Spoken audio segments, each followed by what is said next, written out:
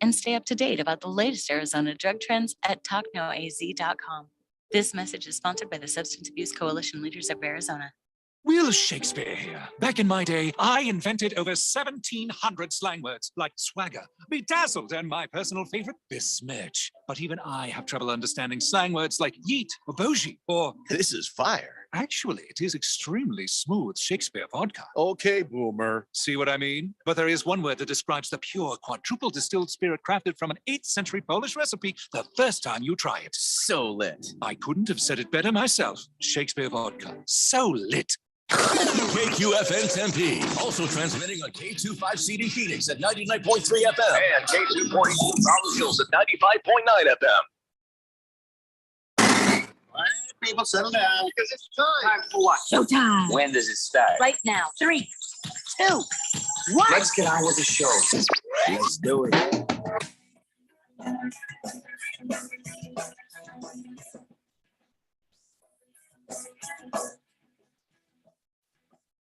Welcome back to the Daily Blender here on a Friday afternoon, and our job is to get you to the weekend, and your job is to join us. We're broadcasting live here from the Armin Solar Studios.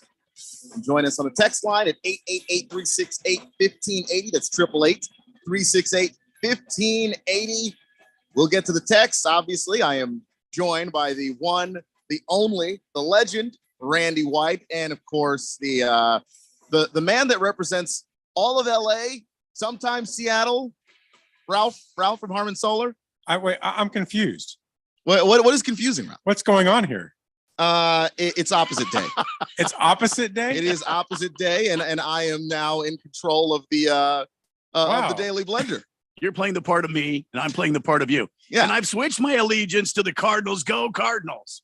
So I suppose I didn't actually warn Ralph that this is what's going to be happening here. Should I go change real quick? Should I put like Diamondback stuff on, or I mean, if you want to? No, I think that'd be very confusing for just about everybody that's joining us on the YouTube. Okay. And look, we've got a lot of stuff to get to today, so I'm not gonna, waste a ton of time. I want to clue you guys in. I got a call from Jeffrey, and he told me it's okay for me to go ahead and open the pickle barrel on where he's been for the last couple of weeks. So I'm just gonna go ahead and say it. I'm just gonna come out and say it. And nobody was close to why Jeffrey was not on the air, but I'll just tell you right now. Jeffrey was not on the air. He's been on tour for the last 2 weeks with his new band, Cocaine Bear. Jesus. I've been traveling the Pacific Northwest. Uh-oh. Yeah. 2-week tour. Cocaine Bear. I just think that it's very odd that he chose to have his band name be the name of a movie that's coming out. No, the movie stole it from him. Remember my fantasy football team name was Kraken, and then the damn Seattle took my name from me. That is a thing that happens. Same thing. Very well happened. documented. They're currently Big George is in the works of drawing up the papers. There'll be some litigation going on here. Yeah. So the way I just read what you said is that Jeffrey's been on cocaine. No. And he's in rehab in the Pacific Northwest. No. With the bear. I don't with think a bear. No, he's been on tour with his band, Cocaine Bear. I believe more that he's been on cocaine and he's in rehab. No, he never touches his stuff. That's just the name of his bear, his bear. No, his band, Cocaine Bear.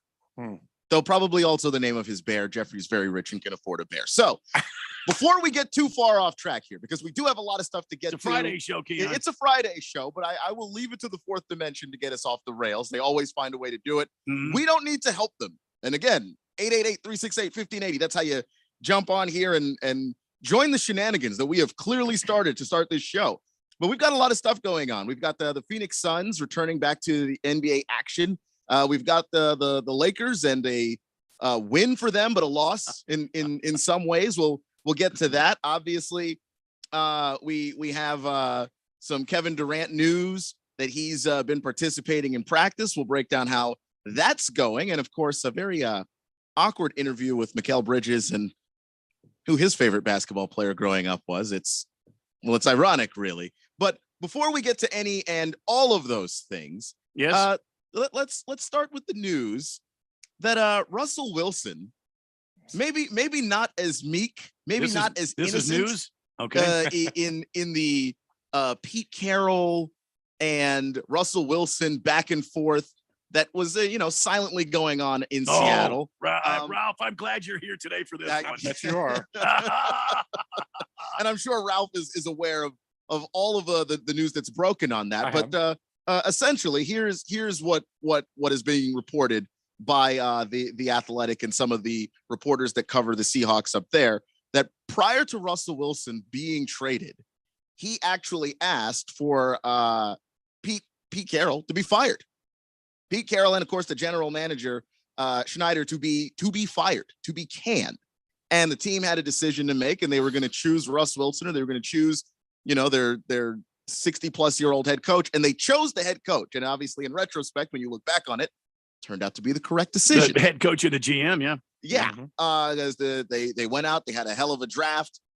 They were able to put a bunch of talent on that team, and they were able to resurrect the career of one Geno Smith, making him the comeback player of the year. But the idea that Russell Wilson was there demanding a trade in the background of this, and I'll start with you, Ralph, because this is your team. Of course. One of them, right? Well, I'm gonna sit back and one of them listen. anyway. Sit back and listen to this. Does this change your opinion on your boy Russ? So if this is true, which Which of course they're it's reports and the sources are anonymous and all that. I kind of believe it could be based on his behavior over the final 3 years in Seattle. If it's true, I lost total respect for that man. And I blame his wife because I feel like the day he got married, he became a different person and things started changing. And I can only wonder what she was putting in his ears about that organization. No, you're wrong here, Ralph. It wasn't what she was putting in his ears; it's what he was putting in her. Well, Because yeah. we all know. Oh, no. He wasn't. Oh. He was not a promiscuous guy. So he got a little taste of the good life, and then all of a sudden he get a little courage in there. That's what's going on. Oh, If you look at the way he changed over the last 3 years, all of a sudden he had an entourage around him. All of a sudden he needed an office, this, that. She pumped into him how great he was and how Hollywood he was. And he became a different person. I think that's why you'll see now that a lot of the old Seahawks have started coming back to the facilities and back to the sidelines since Russ left. And I think that aligns with what Richard Sherman has been saying. Bobby Wagner said it a little bit too. A couple other guys had kind of mentioned this stuff. So yeah, I do kind of believe it. And it's a shame, and I do lose respect for the guy before because of this. Now, do I still appreciate what he did for the organization? Absolutely. Did the Seahawks make the right choice by getting rid of him? Absolutely. And good luck to him in Denver. I don't think it's going to work out well with him and Peyton. I'm just thrilled where we're at. So, screw Russell Wilson at this point.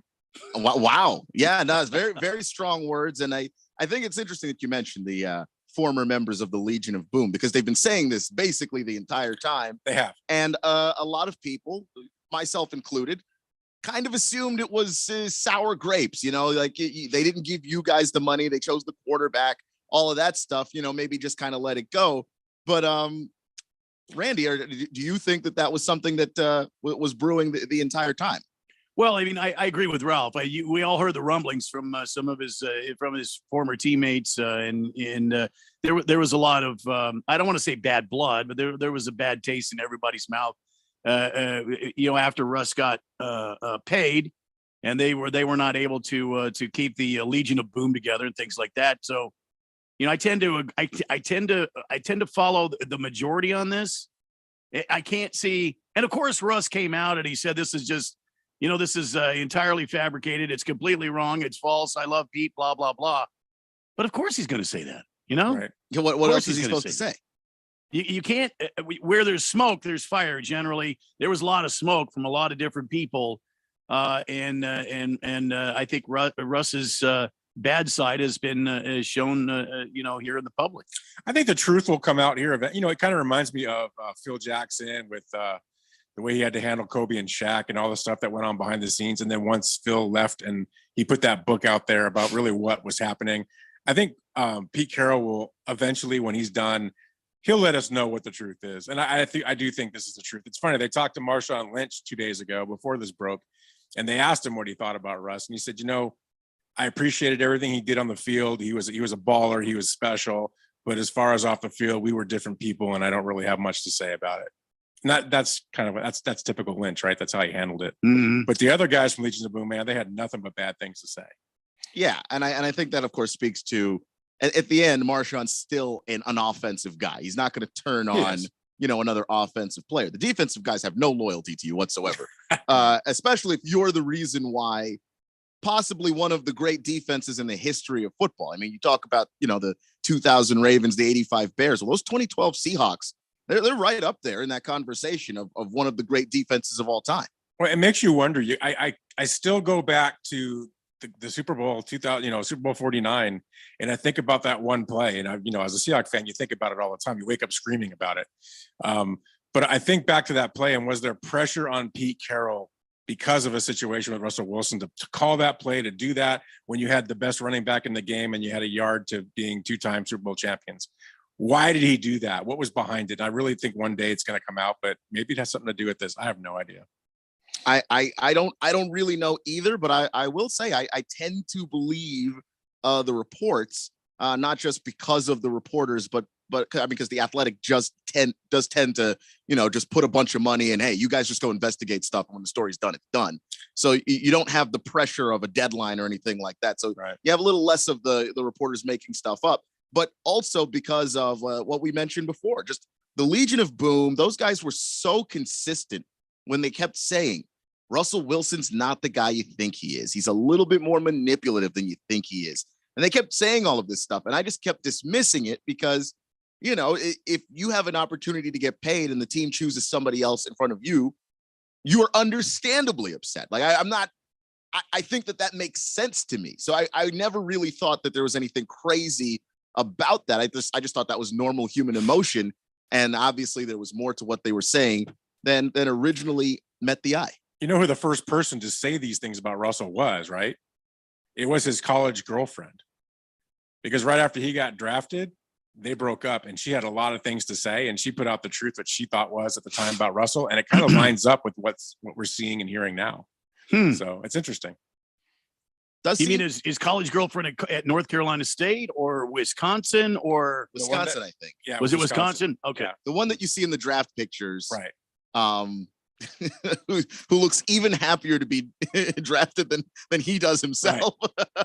She was counting her change right there. Yeah, maybe just a little bit Cha-ching. early. And yeah, she's another person that you could probably ignore because you go, okay, Right. he broke up with you after he got to the league. Maybe you're just a little bit salty, maybe just a little bit bitter. Yeah. But regardless, that is one way that this is I didn't see that coming, I guess, as a report that he specifically asked for those guys to be fired. That is that's a cancer move. I don't know any other way to say it. You're talking a top 2 or 3 GM coach combo. I mean, they're not going to remove those guys after all they've done and they continue to do for a aging quarterback. That's just stupidity. So should he change his Twitter handle to Cancer Russ instead of Danger Russ? That's what I want to know. Well, cancer is dangerous. So No, Cancer Russ is more like it. Locker room cancer. It would be a better fit, I guess. Because I think this year is going to be really interesting to see what happens because Peyton's coming in. Already told him you can't have this entourage in here. You can't have all this stuff going on. You don't bring your own coaches in here. So it's going to be really interesting to see is he going to, fall in line and go back to the way he should do things? Or is it going to be a cancer where maybe Peyton comes out and says, hey, this guy needs to go, which would be really interesting if that happens. It would be incredibly interesting if that happened. And we know what happens with Sean Payton. Right. That guy does not take nonsense. I mean, this is a person we are talking about who got suspended, for Bountygate. And there was a giant poster with his face on it that hung over the practice facility that said, do your job. So he's not above trying to take control of an organization. He's going to do that. So we're going to get to the text line as well. And Randy, you can let me know when you've got some. I got tons of texts All right, here. well, let's If go ahead you want and- me to go, I mean, let's go. Let's see what the fourth dimension has to say about Cancer Russ Wilson. Bruno Baller first responding to the news about Jeffrey's band. He didn't want everybody to know about it, Bruno Baller, but he says, I hear Jeffrey's band is opening for the Grateful Dead. And then he said, Cocaine Beer, they cover songs by Eric Clapton. It's Cocaine Bear, not beer. Flingspoo Well says Russ Wilson is best at being backup dancer, not quarterback. I don't think that Russ strikes me as a guy that does much dancing very well. Backup dancer but, for his much- wife. Is it Tiara or Ciara. Oh, Ciara. Sierra. Okay. Let's actually- Natty Daddy says, funny Ralph mentioned Russell Wilson's wife because me and my father actually had that discussion too. And we don't give two shots to a shingle about him or the Seahawks, but we both said that his change had to do with his wife also. which happens. I mean, you see it happen all the time, not just, at that level of fame, but just think of any friend that got married and all of a sudden you can't find that guy. Like that's just normal. Yeah. Silver Pops on the text line says, good afternoon, guys. Quick question. The situation with cancer, Russ. I'm sorry, I said that. Russ, guys just said that where there's smoke, there's fire. Why do you believe that, but you guys don't believe when they say anything negative about Kyler Murray? I agree that there was smoke. There is where there's smoke, there's fire. I just find it funny that you guys are certain about Russ, even though he came out and said it wasn't true. Murray doesn't address any negative comments about him, just saying I'm a confused Cardinal fan. Well, I haven't said anything about Russ or about Kyler Murray other than I hear the noise and I wonder if it's true. I mean, I don't sit here. Have you heard me being a defense lawyer for Kyler Murray? No, I think you've been fair about it because I know that I've had a lot of criticism of him, and I think it's fair criticism of his attitude and the way he is as a leader. And I think you've actually concurred and supported that and made those comments, which I think is rightful as a Cardinal fan. Yeah. So no, I disagree. I don't think that you guys do not, say those negative things about Murray. I think they're justified. I mean, I'm not going to sit here and make short jokes about him. Although the other day I said it was like he was like a Shetland pony. You did say that. He had those little Shetland pony legs going 100 miles. He an hour. does look like a shepherd. But Yeah. but I I think if he did that hairdo, where he came out the back of his helmet, that's Shetland pony. And See I what I'm think saying? with we have more with Russ because there's history there than we have with Kyler. Yeah, and there was a lot of backlash from players. I haven't heard a lot from players. There's been a few here and there on Kyler Murray, but there was a lot of talk from the players about Russ Wilson. Yeah, A lot. It's not. I mean, because you have the reporters doing their work, but when it comes to the guys who have put their name on the criticisms of Russell Wilson, whether it's Bobby Wagner, whether it's Richard Sherman, those people, those are not unnamed sources. Those are guys that were in the locker room with the dude. Even Marshawn Lynch doesn't come to his defense really. Like that's the kind of stuff that we're looking for in conjunction with the reporting. That when you just see reports by itself, you kind of have to take them with a grain of salt, because when you don't know who the source is, you don't know what their motivation is for saying the stuff that they're saying.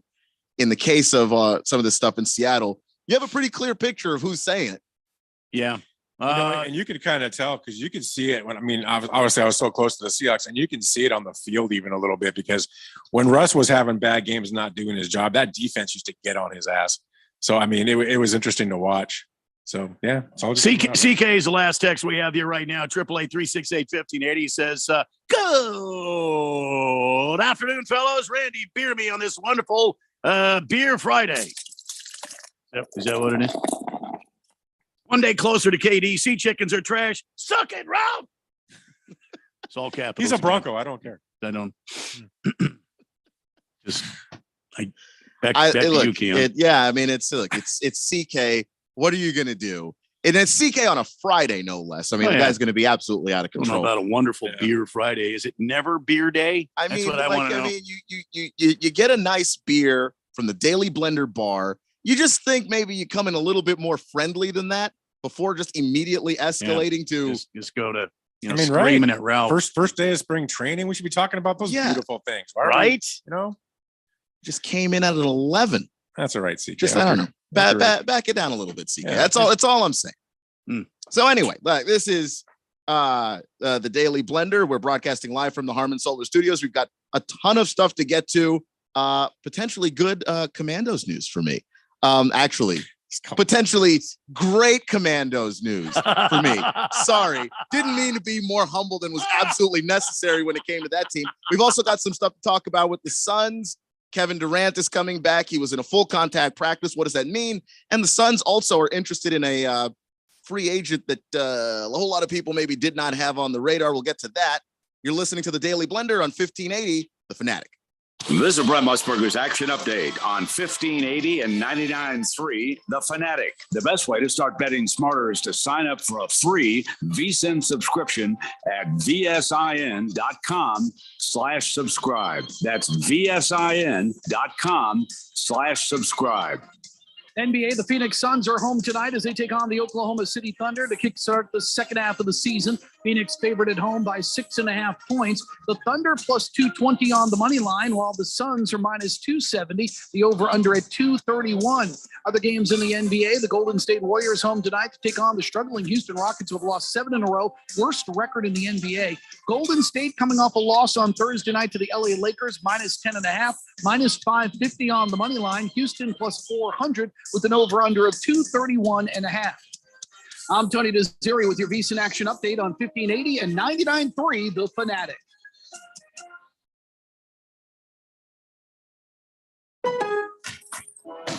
It's Pro Time, which means at Lowe's, you're invited to enjoy a Lowe's Pro Happy Hour. Kick back with free Pepsi Cola drinks and Frito-Lay snacks. Plus, earn 3 times bonus points per dollar on purchases of select Pepsi products. Come into Lowe's and get the full MVP treatment at Pro Happy Hour on November 17th from 2 to 5 p.m. While supplies last. Bonus points offer valid 10/27 through 12/8, calculated before taxes and fees after applicable discounts, if any. See Lowe's.com/L/pro loyalty terms. The midway point of the NBA season is here, and now is a perfect time to download FanDuel, America's #1 sportsbook, because new customers get a no-sweat first bet up to $1,000. That's bonus bets back if your first bet doesn't win. Just download the FanDuel Sportsbook app. Then you can bet on everything from the money line to point scores to threes drained. Plus, FanDuel even lets you combine your bets for a chance at a bigger payout with same-game parlay. So don't miss a chance to get your no-sweat first bet up to $1,000 in bonus bets when you go to FanDuel.com/Dale1580. That's FanDuel.com/Dale1580 to learn more. You must be 21 or older and present in Arizona. First online real money wager only. $10 deposit required. Refund issued as non-withdrawable bonus bets that expire in 14 days. Restrictions apply. See full terms at FanDuel.com/sportsbook. Gambling problem? Call 1-800-NEXT-STEP or text NEXT STEP to 53342. GCU men's basketball is back on the Fanatic. Listen along with Lopes insider Paul Coro and the voice of the Lopes, Michael Potter, for every moment of exciting Lopes action. This Friday night, GCU's at home at the arena to take on Seattle U. Tip time at 7 p.m. Listen all season long as the Lopes make their way through the WAC and try to punch their ticket into the madness of March. It's GCU Lopes basketball, only on 1580 and 99.3. The Fanatic.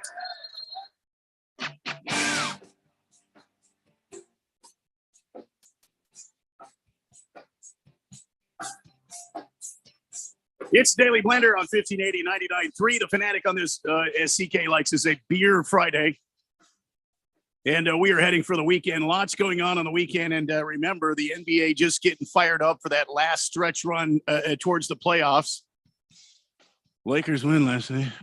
Yes, they did. The midway point, the NBA season here, and now is the perfect time to download your FanDuel Sportsbook app, America's #1 sportsbook, because new customers get a no-sweat first bet up to $1,000. That's bonus bets back if your first bet doesn't win. Now, you know, Ralph likes to bet. He puts $1,000 down nearly every day on the Lakers. Yep.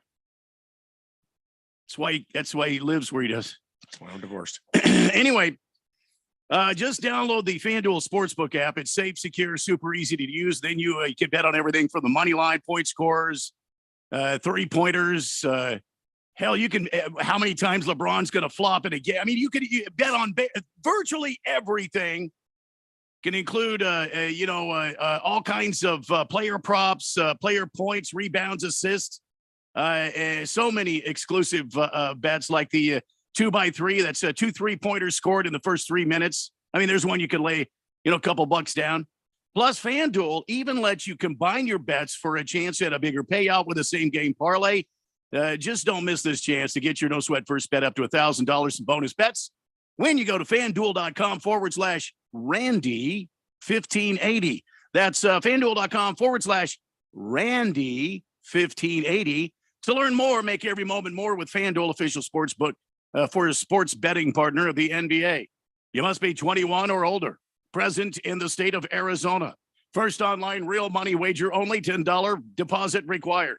Refund issued as non-withdrawable bonus bets that expire in 14 days. Restrictions apply. See terms at fanduel.com/sportsbook. Gambling problem, Ralph? Call 1-800-NEXT-STEP or text NEXT STEP to 53342. Back to you, Keon. Texting that right now. Thank you, Randy. I mean, look, so if you need the help, the first step is admitting you have a problem. So,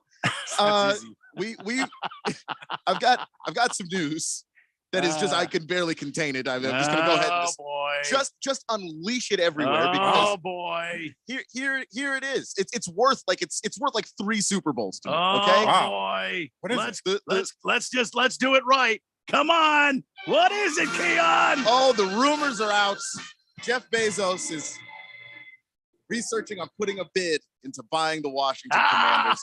My personal 2 decades long nightmare is nearly over. And I am telling you that this is going to be the greatest summer of my life, without question. I just have one. I have one question. Randy White, 1580 Fanatic here. Yes, Rand. Bezos hired a boutique investment firm of Allen and Company. Wouldn't he hire like a sports firm? It's not like a boutique firm. I mean that's for like hair salons. The mani pedis and all that business. What the hell? Does Bezos not understand this as a sports franchise? If he just takes the money in his pocket and buys the team, he can use whatever firm he wants. He can use whatever firm he wants. I am absolutely the new offensive coordinator, which I already just like that. Eric Bieniemy walks into Washington. He's the best offensive coordinator that's been there since Jay Gruden. So just take that however you want to. And then the news that we're this much closer to Daniel Snyder finally being out of my life and out of the life of so many Commandos fans just everywhere. Yeah. I'm excited. Listen, if I had that kind of money that Bezos have, I'd have a firm one in my pocket as well. Wow. Wouldn't we all? I mean, he's the 3rd richest person on the planet. I would walk around with my head held high. Get rid of those chewable blues. I mean, Jeff, if I had that kind of money, I'd be almost as insufferable as I'm about to be right now. I mean, I cannot be. People tried to lob Carson Wentz at me yesterday. It doesn't mean anything. None of that means anything. And somebody tried to take a shot at FedEx Field. What FedEx Field? They're going to tear that thing to the ground. FedEx Field is done. I cannot believe this is actually happening. I don't understand why he's hiring an investment firm. In all seriousness, the guy's worth like $120 billion. Well, that's $120 billion. What's the price tag?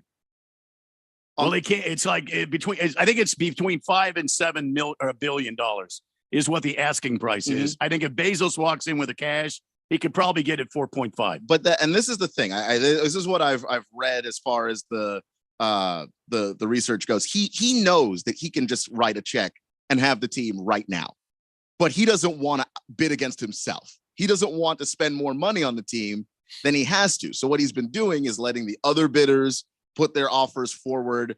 And of course, those names are not necessarily released. So we don't know who all is bidding. So a lot of this firm is going to be, okay, what is the actual value as far as the bids who have been coming in and what that means, so that he can write a check that is not higher than it needs to be, because he doesn't want to give away money that he doesn't have to give away. That's really what it comes down to. Yeah. All right. And that's the investigation there. But look, whenever he's ready to do it, just go ahead and do it, Jeff. I do have one actual serious question that I haven't been able to find answered anywhere, which is, if you're the guy that essentially owns Thursday Night Football, is there a conflict of interest there that you are an actual business partner of the National Football League in addition to owning a team, if in fact Jeff Bezos buys the team? Well, I don't think so, because otherwise they wouldn't let him even talk about this, right? Yeah, that's what I would think. But I mean, they would shut him down early and say, but I mean, that is a brilliant question. Maybe he has to give that up. He might have to, or somehow divest whatever control he has or say he has in that and I don't know how that process would work. He could but switch over to doing Thursday night for the XFL, so that would work. they could Oh they boy. could definitely use the help. But you know what? Thursday night XFL games might not be a whole lot worse than what we got this year in the NFL on Thursday. It wasn't bad last night. What was it? Did you watch it? I did. It was actually a really good game. What game you was watched it? the Seattle Sea Dragons It was the Seattle Sea Dragons and the take on the St. Chicago Louis Cookie Battlehawks. Crumbs. Oh, that's it. St. Louis Battle. And Wow. it came down to the final play of the game, the field goal. It was a great game. Okay. I mean, the it's- score was 3-2, but hey, No, it was a it was- great game. And it was in Seahawks. It was at where the Seahawks play was in that field. So it was actually fun to watch. Okay. I mean, I've heard people are enjoying it. I It's not bad. haven't watched it, and You need to. I don't know if I plan on it. You should. Because last year, and I just have like flashbacks to the USFL last year. I watched a USFL game last year, and that might be one of the single worst football games I've ever Well, watched. they play in humidity in the middle of a summer in one stadium in Yeah, Birmingham. Yeah, Birmingham or Mobile, somewhere in Alabama. I don't remember where. Is it Mobile? I thought it was Birmingham. I don't It was even Birmingham. recall. Okay, yeah. It was Birmingham. Oh my God! And these guys get off the bus. They're like, "Gee, well, somebody douse me with a fire hose." The XFL games, I have to say, have not been that bad. And the DC team, not that bad. How long is the season for XFL? I think it's 9 or 10 games. Really? I think. They might get away with a good season here. Yeah, it really. I've been impressed. I've watched it and went, wow, this is really not bad football. It's okay. Okay, because I saw for St. Louis, AJ McCarron was playing quarterback, and I was Yeah. like, wow, haven't seen that dude since Alabama. And Seattle then I moved has, on with my life. I didn't watch the game. Seattle has DiNucci at quarterback, that old Cowboy quarterback. I mean, they're not bad. Okay, Josh I- Gordon. I will take your word for it because I mean, it's not the NFL. It's not the NFL. Josh Gordon is in the XFL. Yeah, Oh, he's, yeah, he's yeah. in Seattle. Yeah, Seattle. I suppose that makes sense. Flash. Oh! I mean, it's not the NFL, but it's not bad football. Okay, I mean, I'll have to. I might have to reconsider my stance on. way to, on the way to go, XFL. Ralph! You have now piqued the interest of one Keon Rose. You should watch it because of the rules. The rules are interesting. Some of the rules are interesting. What's the most interesting rule? On the kickoffs, the two teams are within 5 yards of each other down the field. The kicker's all by himself where he kicks the ball, and they can't move until the guy catches the kickoff. And how does that change? No one gets hurt. There's not these people charging down the field trying to kill each other. It actually works really well, and you have a 1, 2, and 3 point conversion based on where you place I the do ball. like. And if you're at the end of a game and you get a touchdown, you get that conversion, and you don't want to do an onside kick, you can choose to have a 4th and 25. Is it 4th and 25? I thought it was 4th and 15. 4th and 15 from your 25. And if you convert that, you get to keep going instead of doing an onside kick. I That's kind of like interesting. that better because I know that in the NFL, it's something like 1% of Yeah. onside kicks get recovered. It's so some neat things that they're doing. instead of us watching that meaningless kick at the end of the game where we just waste all of our time while And you know that what's his name? Blandino. He's the guy kind of all over it. So no, Did you say- no? Dean Blandina. I did. Dean's there looking all sorts of sexy, and he's You better believe it. Oh Ralph. my God! head of the referees, kind of doing the replays while you're watching him do them. Let's talk about the head of the referees, shall we? I would rather not. Sexiest man in sports. You know what? Let's just talk some Suns basketball. I'm done with football anyway.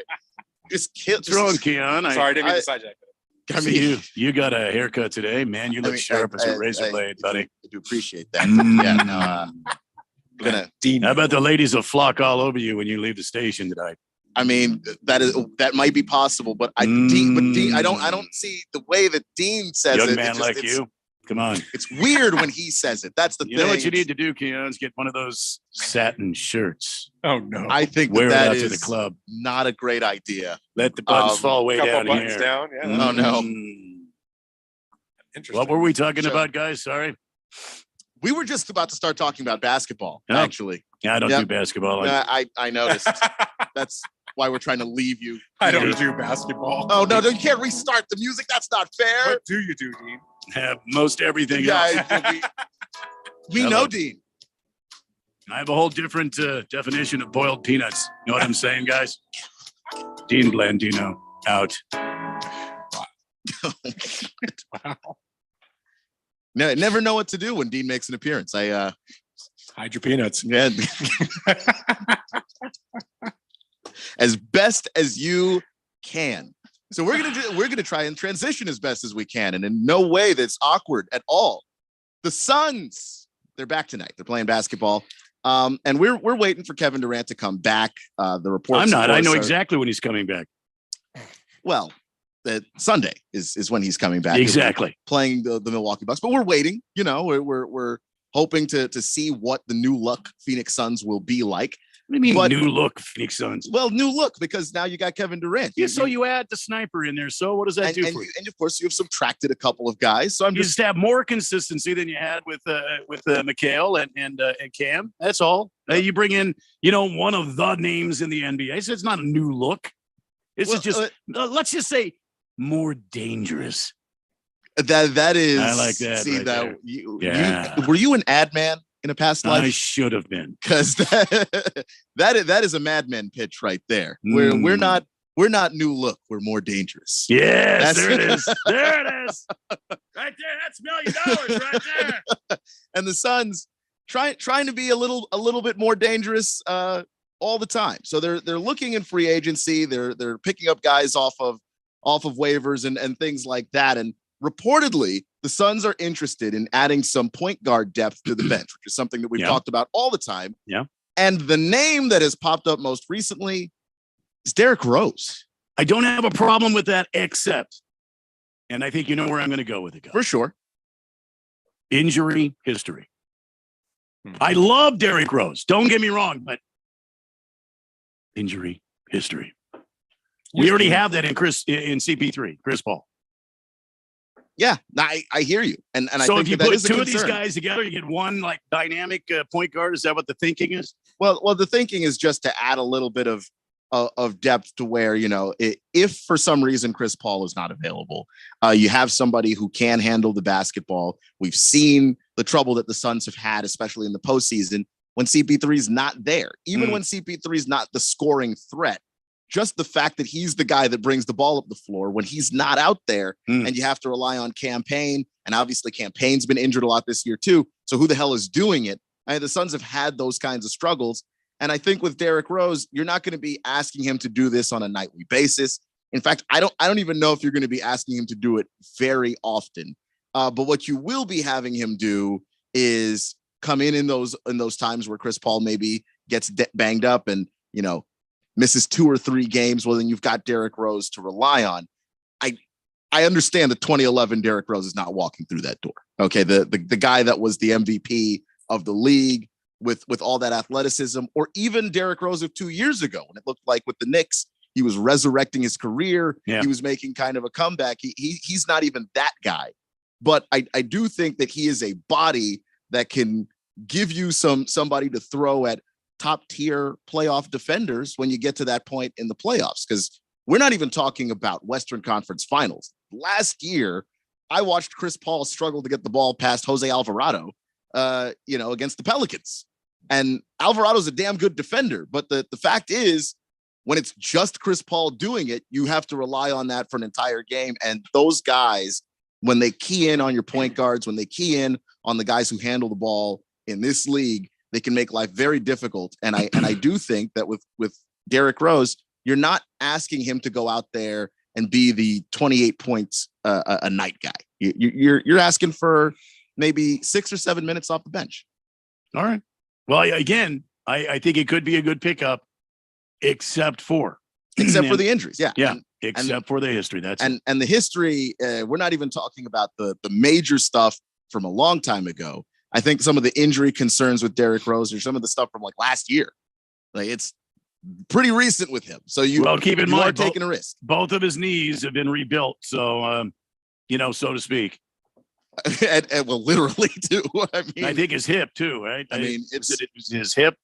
Thought maybe it was knees and hip. It's one of those things where I think when you watch Derrick Rose play back in the day, you knew the career wasn't going to be that long just because nobody can play basketball at that pace for an entire career. No. But where he is right now, I think he'll be a great locker room guy, which is underrated. But I really think that stuff is important in the playoffs when you've got young guys that you're going to probably turn to and rely on, and somebody who's been in the playoffs, who's been in those battles, who can just add another voice of wisdom to what you already have with CP3, what you're already going to have with Durant, and people like Derrick Rose in the locker room. So I think again, so, yeah. if you can just get a healthy enough version of Derrick Rose to give you, few minutes a night, and maybe not every single night at that, he'd be the perfect guy to add to the Suns, because I don't think the Suns need him. They would just like him. Let's check the text line real quick. 888-368-1580. We're right up against the break here. Natty Daddy says, or Bezos hires an outside company to manage the team while pulling the strings without technically being a part of the team and raking in the money for it, while maintaining the contract for Thursday Night Football for Amazon. But I don't know how it all works. I'm a dumb person.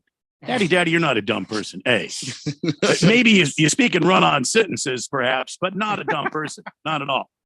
Mr. Pringle says, or Bezos buys Washington. Hopefully he changes the name back to no, I'm not going to say that. Commanders is the dumbest name in all of sports. Okay, maybe, but I don't like the other name. I mean, CK says, you're right, guys. Sorry, it came in a little hot there. I'll relax a little. Due respect. Suck it, Ralph! Again, with the capital letters. Someone needs some meds. And Big George, before we go to break, hello, gentlemen. Happy Friday. Well, spring training has started, and Manny Machado has incurred the first penalty for being late in the batter's box. Automatic strike call. The base pads look like my giant pillows. I don't think they're that big, George. No. Your pillows, if you hold them over the sun, they could cast quite a shadow over most of the block in your neighborhood. What the hell has this MLB commissioner turned this game into? Fire Rob Manfred. He stinks. Wow. I don't disagree with that.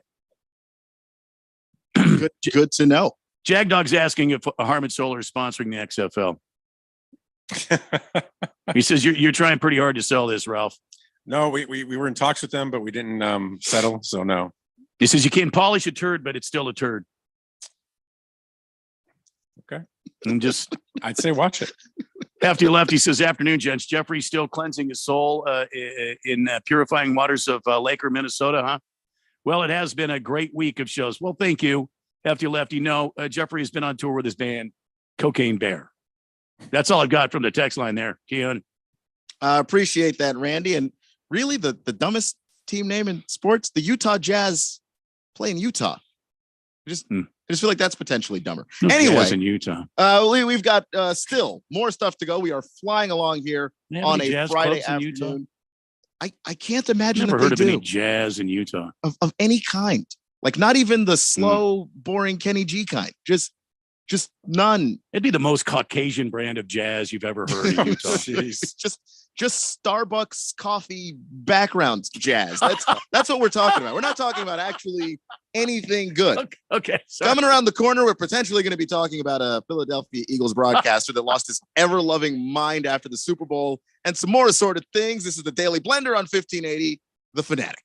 If you have an IRA or 401k, please listen closely. My name is Jason Hansen. I'm a former CIA officer and New York Times bestselling author. Throughout my career, let's just say I've been in some hairy situations. And I believe right now, the biggest threat facing Americans is they need to protect their wealth, which is exactly what I'm doing for my wife and 6 kids. And I believe the ultimate safe haven is physical gold and silver. You can protect your hard-earned retirement assets with a tax-free loophole that allows you to convert your retirement into physical gold and silver. The folks I use are Advantage Gold, and believe me, I've investigated the heck out of all types of people. Advantage Gold is the nation's highest rated gold company. They have the best process, pricing, and service. If you want to get your free gold and silver investment kit, please contact Advantage Gold right now, and you'll see how easy it is to protect yourself with precious metals. Call 800-900-8000. That's 800-900-8000. 800-900-8000. Advantage Gold is not an investment advisor or a tax advisor. Consult with your financial advisor before investing. Call 800-900-8000.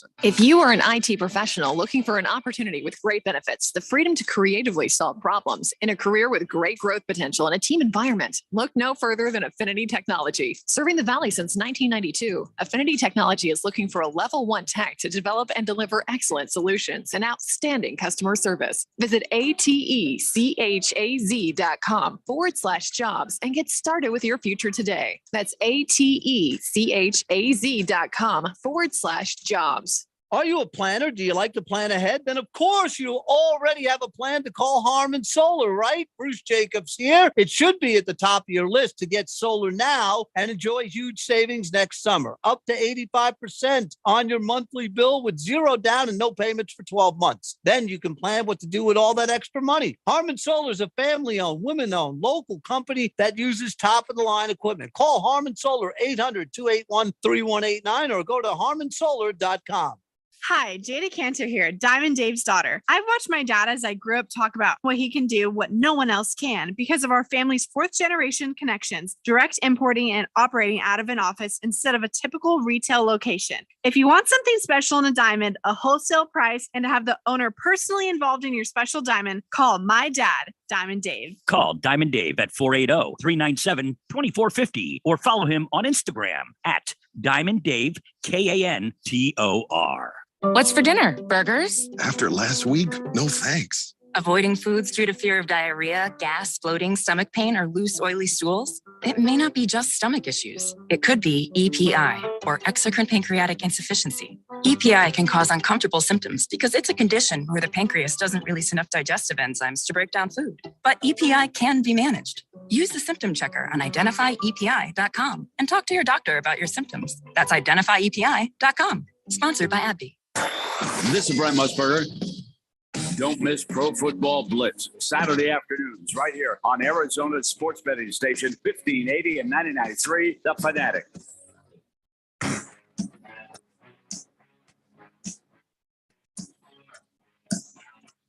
Welcome back to the Daily Blender on 1580 The Fanatic, broadcasting live from the Harmon Solar Studios. And we are marching along, not just in the show today, but we are also marching right into baseball season, which incredibly exciting. And obviously, we've heard about a lot of the new rules that Commissioner Rob Manfred has instituted, many of which are very stupid. But the pitch clock, I don't think everyone necessarily agrees that that's a dumb one. Some people like it, some people don't like it. And pitchers are actually very excited about it. Which at first, I didn't understand why. Seems like the pitch clock would reduce the time that the pitcher has for, preparing for their pitch and what it is that they're trying to do in the chess match versus, pitcher versus batter, that kind of deal.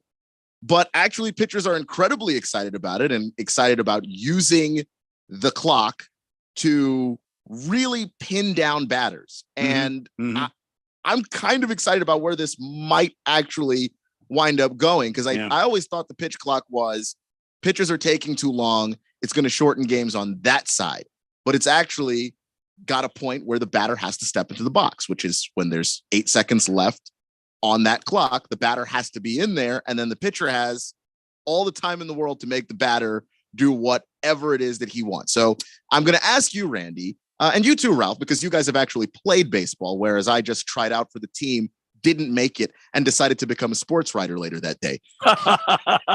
You guys know well about being in that environment and what it would mean for someone to say, hey, you've got 8 seconds, get in the batter's box now, and you're not allowed to move. How does that change things? Well, I think it changed things a lot. I mean, for, as long as the game has existed, there's been this cat and mouse game between pitcher and batter. And it's developed over the years, and batters will, a lot of times they'll step in, and then the pitcher will wind and want to get going. They'll stop, they'll step out and call timeout.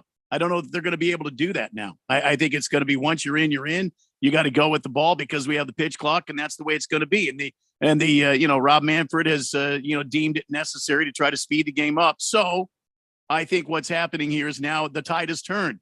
Batters can no longer disrupt the pitcher by stepping in and stepping out and, fixing his hands and, fixing his gloves and putting a pine tar on his hands and, spitting on the floor, adjusting his cup, tapping the plate and all this other business that a lot of these guys like to do. They like to take their sweet ass time and get in there. And some of these pitchers, you kind of take up rent in their head after a while because they're like, just get in there. Let's go. But now the pitchers, they have a certain allotted amount of time before they have to throw a pitch. And guess what? If you're not in there or you get in there early and you're trying to hurry up as a batter and you're trying to get set, the pitchers will just hold on to that ball until the last tick on the clock. and then they'll wind up and deliver the pitch. And now the batters will be going, well, come on, I'm here. Let's go. See what I mean? So there is this cat and mouse game going on between batters and pitchers all the time. Do I think it's good for the game? I really don't think it's going to solve anything. Just like the ghost runners, that's the most ridiculous thing I've ever seen in my life. I think we can all agree that when I said some of the rules are stupid, that's definitely one of the ones I was talking about. How do you reconcile? I mean, how do you reconcile that? It's just blowing my mind. I don't know. Maybe Ralph, do you have a different opinion on it? Well, I mean, I got to go back to the pitching clock. I understand why they're doing it. They're trying to make the game more marketable. They're trying to move the game along, make it faster. People complain about how long it takes. Personally, I've talked to a couple of pitchers at my son's training facility, and they're mixed about it. They like it, they don't like it. I don't like it. I like the cat and mouse game that goes on between the batters and the hitter. I mean, I like when they just jump at each other and take forever and do it. To me, that's just part of the nostalgia of the game, right? I like that stuff. I get though why they need to change it. I get how they want to make this more marketable. So I understand the rule change. I'm not going to argue it. I just don't. Not a big fan of it. Yeah, I'm not a big fan of it either. But I think this is going to kind of, it's going to change the tide from batters having the advantage of being able to step in, step out, adjust their equipment, all this business, to pitchers being able to wait until the last second, because ultimately the batter's under the pressure to get in the box and get ready. But what I don't to that, I mean, that's a good point. But to that, they've given the batters the advantage back of not letting them shift now. They can't do that shift anymore. So now you got to be with, on a certain side of second base. So they've taken away the ability for the defense to play to a hitter's strengths, which I think is BS personally. But you're going to see a lot averages. The averages are going to go up because of it. You're going to see a lot more hits because of it. You're going to see more runs because of it. And I guess that's what they're trying to do as well. In one sense, they're trying to speed up the game, but in the other sense, they're trying to make the score go up. So it's kind of weird what they're trying to do on each side. Exactly right, Ralph. And the bottom line is, you get more guys that are making contact with the ball and it sneaks through the infield because you don't have a shift on. Right. All right. Now you start the base path cha-cha, where these guys get on first and they get on second. And all of a sudden you've got this never-ending cha-cha line of runners that are going around because they just get these little blinky hits that get through the infield, these little seeing eye singles or something. Right. And it's you're just going to see this cha-cha line start going, and the games will go even longer. I mean, you'll get more offense, you'll get more scoring, but games aren't going to shorten up. There's no way you're going to shorten the game up. That's what I'm saying. They're speaking out of both sides of their mouths, right? Hey, we want the game to be faster, so we're going to do this, but then we're going to make all those other rule changes to make it easier to score. Yeah, it's one of those you can't serve two masters kinds of things, because if people are scoring more by nature, because baseball is not a timed sport, the game's just going to take longer. Those runs take time, Rob Manfred. So I get where you're coming from on that. I don't know that this necessarily makes the game more marketable in a lot of ways either. I think maybe to a general audience, but I wonder about losing that core audience of people who just like watching baseball. Right. The goal of trying to make baseball more marketable by making it less like baseball just seems crazy to me. That is the part that I don't get. Like, at least when I watch the rule changes in basketball, or watch the rule changes that happen in the NFL, they're not trying to make football less football. They're trying to tweak some things maybe for safety or whatever. But it's still ultimately football. It feels like when you have some of these rules, and it's weird to see it come from a commissioner, there's almost like this resentment of the way baseball is from the people who are supposed to be protecting the sport. I agree with that 100%. I couldn't have said it better. And I also, I also agree with Ralph. By taking away the shift, it's going to produce more offense. But what happened to the days, Ralph, when you came up, playing ball? They taught you how to hit, opposite field. They taught you how to spray the ball around. And these guys are coming up there in the major leagues. There's still a way, if you put the shift on, for these guys to remember remember the basics of baseball, of batting. You go out there, you hit the ball where the guys aren't. That saying is as old as time itself. Yeah. Hit it where they ain't. You know what I mean? But these guys with these enormous egos think they can blast the ball through a ship. Watch me hit it through the ship. Oh, give me a break. You know what? Get up there and help your team instead of trying to look like a He-Man. Get up there and help the team score some runs. No, you nailed it, Randy. That's exactly it. the art of baseball is all the strategy and the skill that you have to put in to be successful. And you're 100% right. When we were young, we were taught how to go the opposite way, how to, hit the ball where it's pitched, all these different things. And now it's like they're boo-hooing because the defense is overshifting or doing something. Yeah. Hit around the shift. Exactly. You can, if you're a good hitter, you can absolutely hit around the shift. But I guess we're just, maybe the hitters aren't as good as they used to be. I don't know. Well, the pitchers are definitely better than they've ever been. That's true. No That's doubt true. about that, which is why they want to move the mound back because they want to give me even more of an advantage now.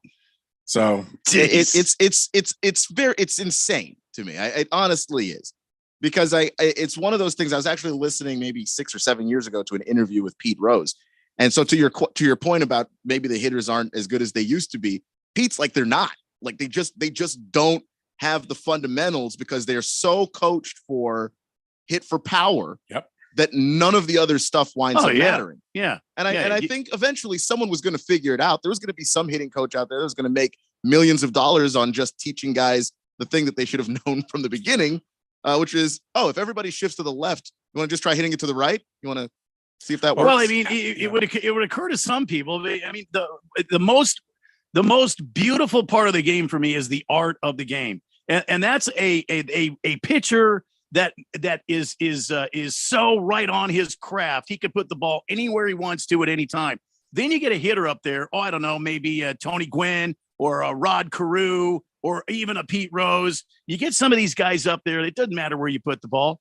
If it's there, they're going to drive the ball somewhere. And instead of getting up there and swinging out of your shoes in case you connect with it and hit it over the fence, which is a philosophy a lot of these guys are being taught nowadays. Don't go up there just trying to drive the ball into a gap. Go up there and swing as hard as you can and try to pull the ball to your power field and hit it out of the park. Doesn't matter if the ball is opposite of you on the plate. Just get up there and swing as hard as you can, man. Right. The art of the game is being lost before our very eyes. And I couldn't agree with you more. And it's incredibly unfortunate. And I mean, I guess they get what they want, and at least you get more people coming in to watch baseball. But what I'm afraid of is you're going to make all of these changes, and then the people that still don't like baseball will still not like baseball. Once upon a time, Charles Barkley said everything is not for everybody. And when you try to please everybody, you end up pleasing nobody at all. So that's kind of where we're coming down on that. Hour number 1 is in the books. Derek Carr is seeking a specific contract number in free agency. We'll get to that next. And the Eagles broadcaster that just lost his mind after the Super Bowl. This is the Daily Blender on 1580, The Fanatic.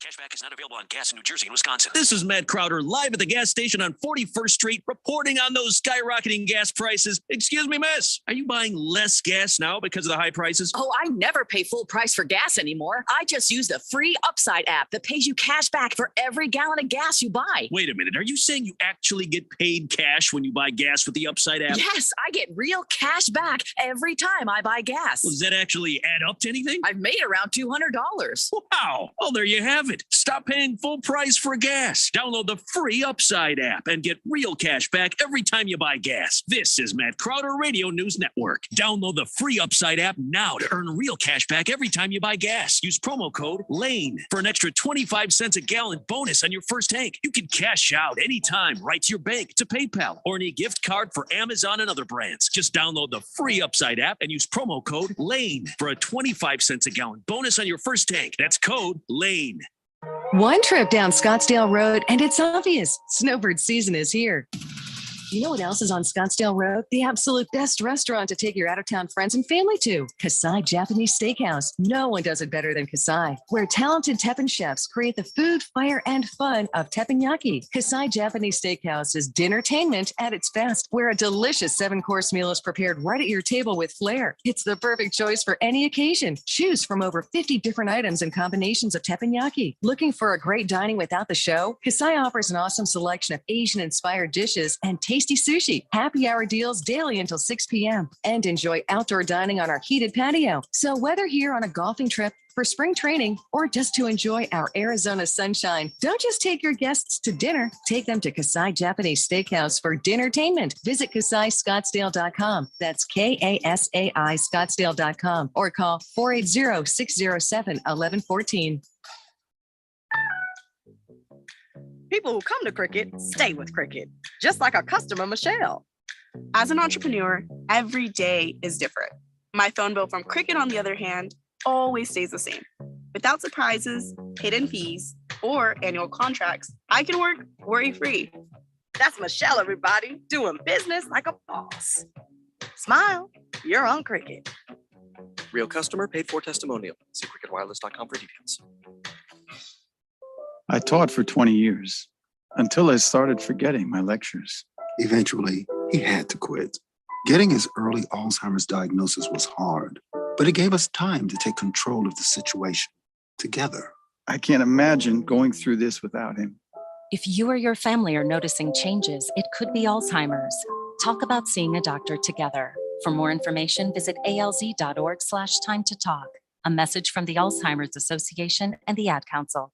KQFN Tempe. Also transmitting on K25CD Phoenix at 99.3 FM. And K240U Fountain Hills at 95.9 FM. All right, people, settle down. Because it's time for what? Showtime. When does it start? Right now. 3, 2, 1. Let's get on with the show. Let's do it.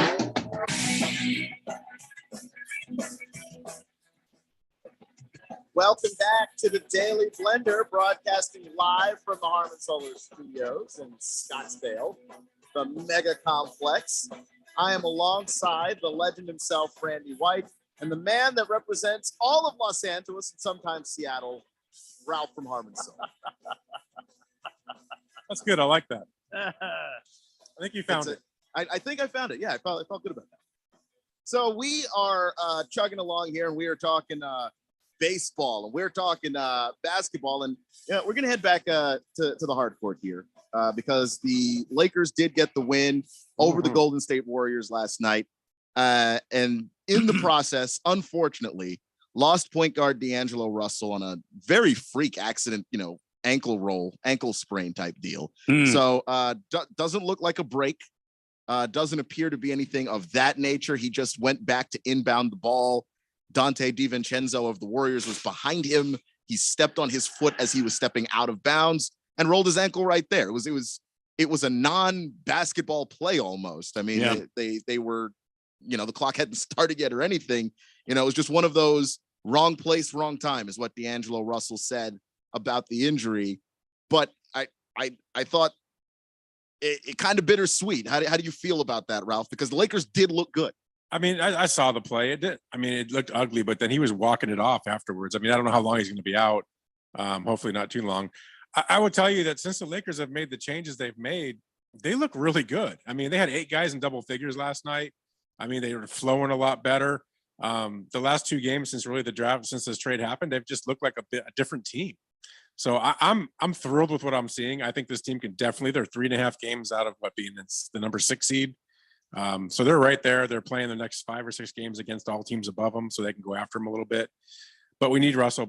We need him back because he's been a key to it, I think, and he's really done a great job of distributing the ball around. And some of the new guys have just done a great job contributing. They look a lot more like a team instead of the LeBron James and Anthony Davis show, which is what I think they've been the last couple of years. There's a lot more going on around them now. There are a lot of confident shooters, a lot of good play. So it's kind of a nice thing to see. Yeah, it was interesting to watch because it was a night where Anthony Davis didn't play very well, right, and neither did LeBron.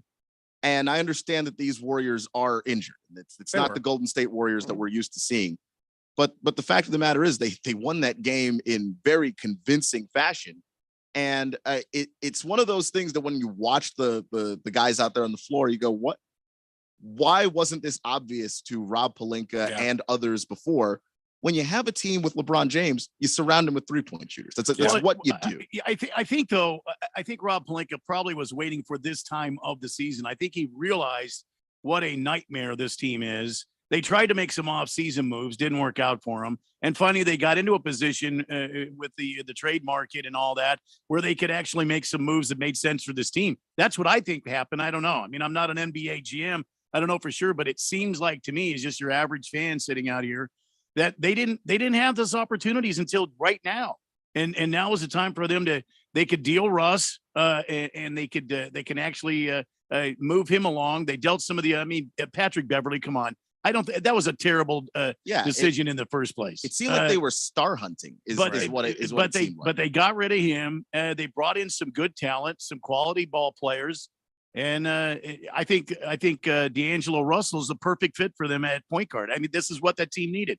They needed a guy where LeBron didn't have to play all the positions, if that makes sense to you. No, it does. Yeah, no, LeBron had to be the point guard. LeBron had to be the shooting guard. LeBron had to be, power forward, and with Anthony Davis in and out of the lineup, sometimes the center.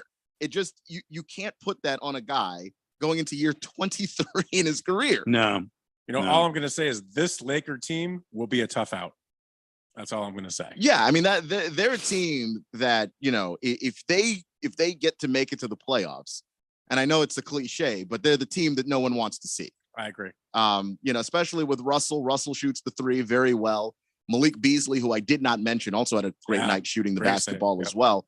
And he is a great 3-point shooter. And it's just like, obviously you put 3-point shooters around LeBron James. I don't understand how you were going to put Russell Westbrook there and thought that was going to work. He's never been a 3-point shooter. You're going to put Patrick Beverly there and assume that was going to work. He's never been a 3-point shooter. It just seemed like they were looking for big names before. And now, well, they went and got guys that actually fit the plan that they were trying to have, maybe a couple of seasons later than you'd like to see. I wonder who was in Rob Pelinka's ear about this, because to your point, they were star hunting. They were getting all these guys that made no sense. And what they've done here is more typical of what the Lakers have done in the past, how they bring this talent around the big players. Was Magic involved? Did Magic get in Rob and say, hey, what are you doing, man? This is what you need to be doing. Somebody had to get in his ear. I mean, that's my opinion. Yeah, I agree. I don't think he came up with this on his own. Maybe LeBron got in there. Maybe they had a meeting, maybe Magic was part of it, I don't know, but I think you're right. This wasn't Rob Pelinka on his own. No way. No. And unfortunately for us, in terms of knowing that information with the Lakers, they have so many people who are capable of providing that knowledge. We'll never know who the person really was who stepped in there, but nothing about Rob Pelinka's track record suggests that he was just going to wake up one day and go, you know what? Let's do some basketball things that make sense. Let's go ahead and surround the guy that's always been great with shooters in Cleveland, Miami, Cleveland again.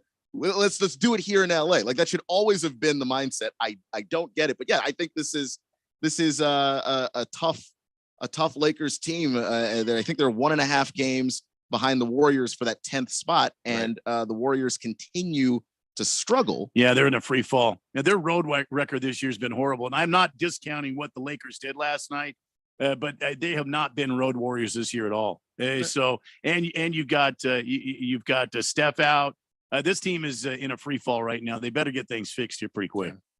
I agree. And it's you've got Steph out, but it just kind of it is kind of showing, as good as Klay Thompson is, I don't know that you can just ride Klay Thompson to, I agree. I agree. A solid, especially at this point in his career, because after some of the injuries that he's had, where he just doesn't have the explosiveness that he used to have. And he's never been an explosive athlete, like a big dunker, but he's always been a great defender. And now he's like an average defender. I mean, they're old under the hoop. I mean, Draymond Green is old. You're right. Klay Thompson has got some hitch in his giddy up. This team is kind of it runs through Steph Curry. I mean, Steph Curry is the lifeblood of this team, and right now they like I said before, they're falling, man. It's like they're dropping like a lead weight in the ocean. It's just they're just going to the bottom fast. Yeah, and it's incredibly crazy to see a team that just won a title look this bad. It really does remind me of that Rams team that won the Super Bowl, and then we're 5-12 this year. You're trying to put together in your mind how on earth this could possibly happen. I understand at least with the Warriors, there's a little bit more obvious of an answer with a lot of the injuries and stuff. And when you don't have Steph, you kind of just don't have the heart of that team. But to go from we won a title to we might not make the play-in game if the Lakers catch us next week. Yeah. That's the kind of panic that we're kind of going through with the Warriors, and where it looked like it was very unfair. Look how much talent they have. Look at how all the future pieces they've drafted. Now it almost looks like the window just slammed shut for Golden State. It really does. Let's go to the text line at 888-368-1580 because you, Fourth Dimension, you want to make the show go. Last Optimist is in saying Utah Jazz makes as much sense as the LA Lakers. Both are transfers from where their names made sense, New Orleans and Minnesota, respectively. Randy, may I please have a Guinness? Of course, my good man. Here's a Guinness for you. Remember, wait till the foam starts foaming.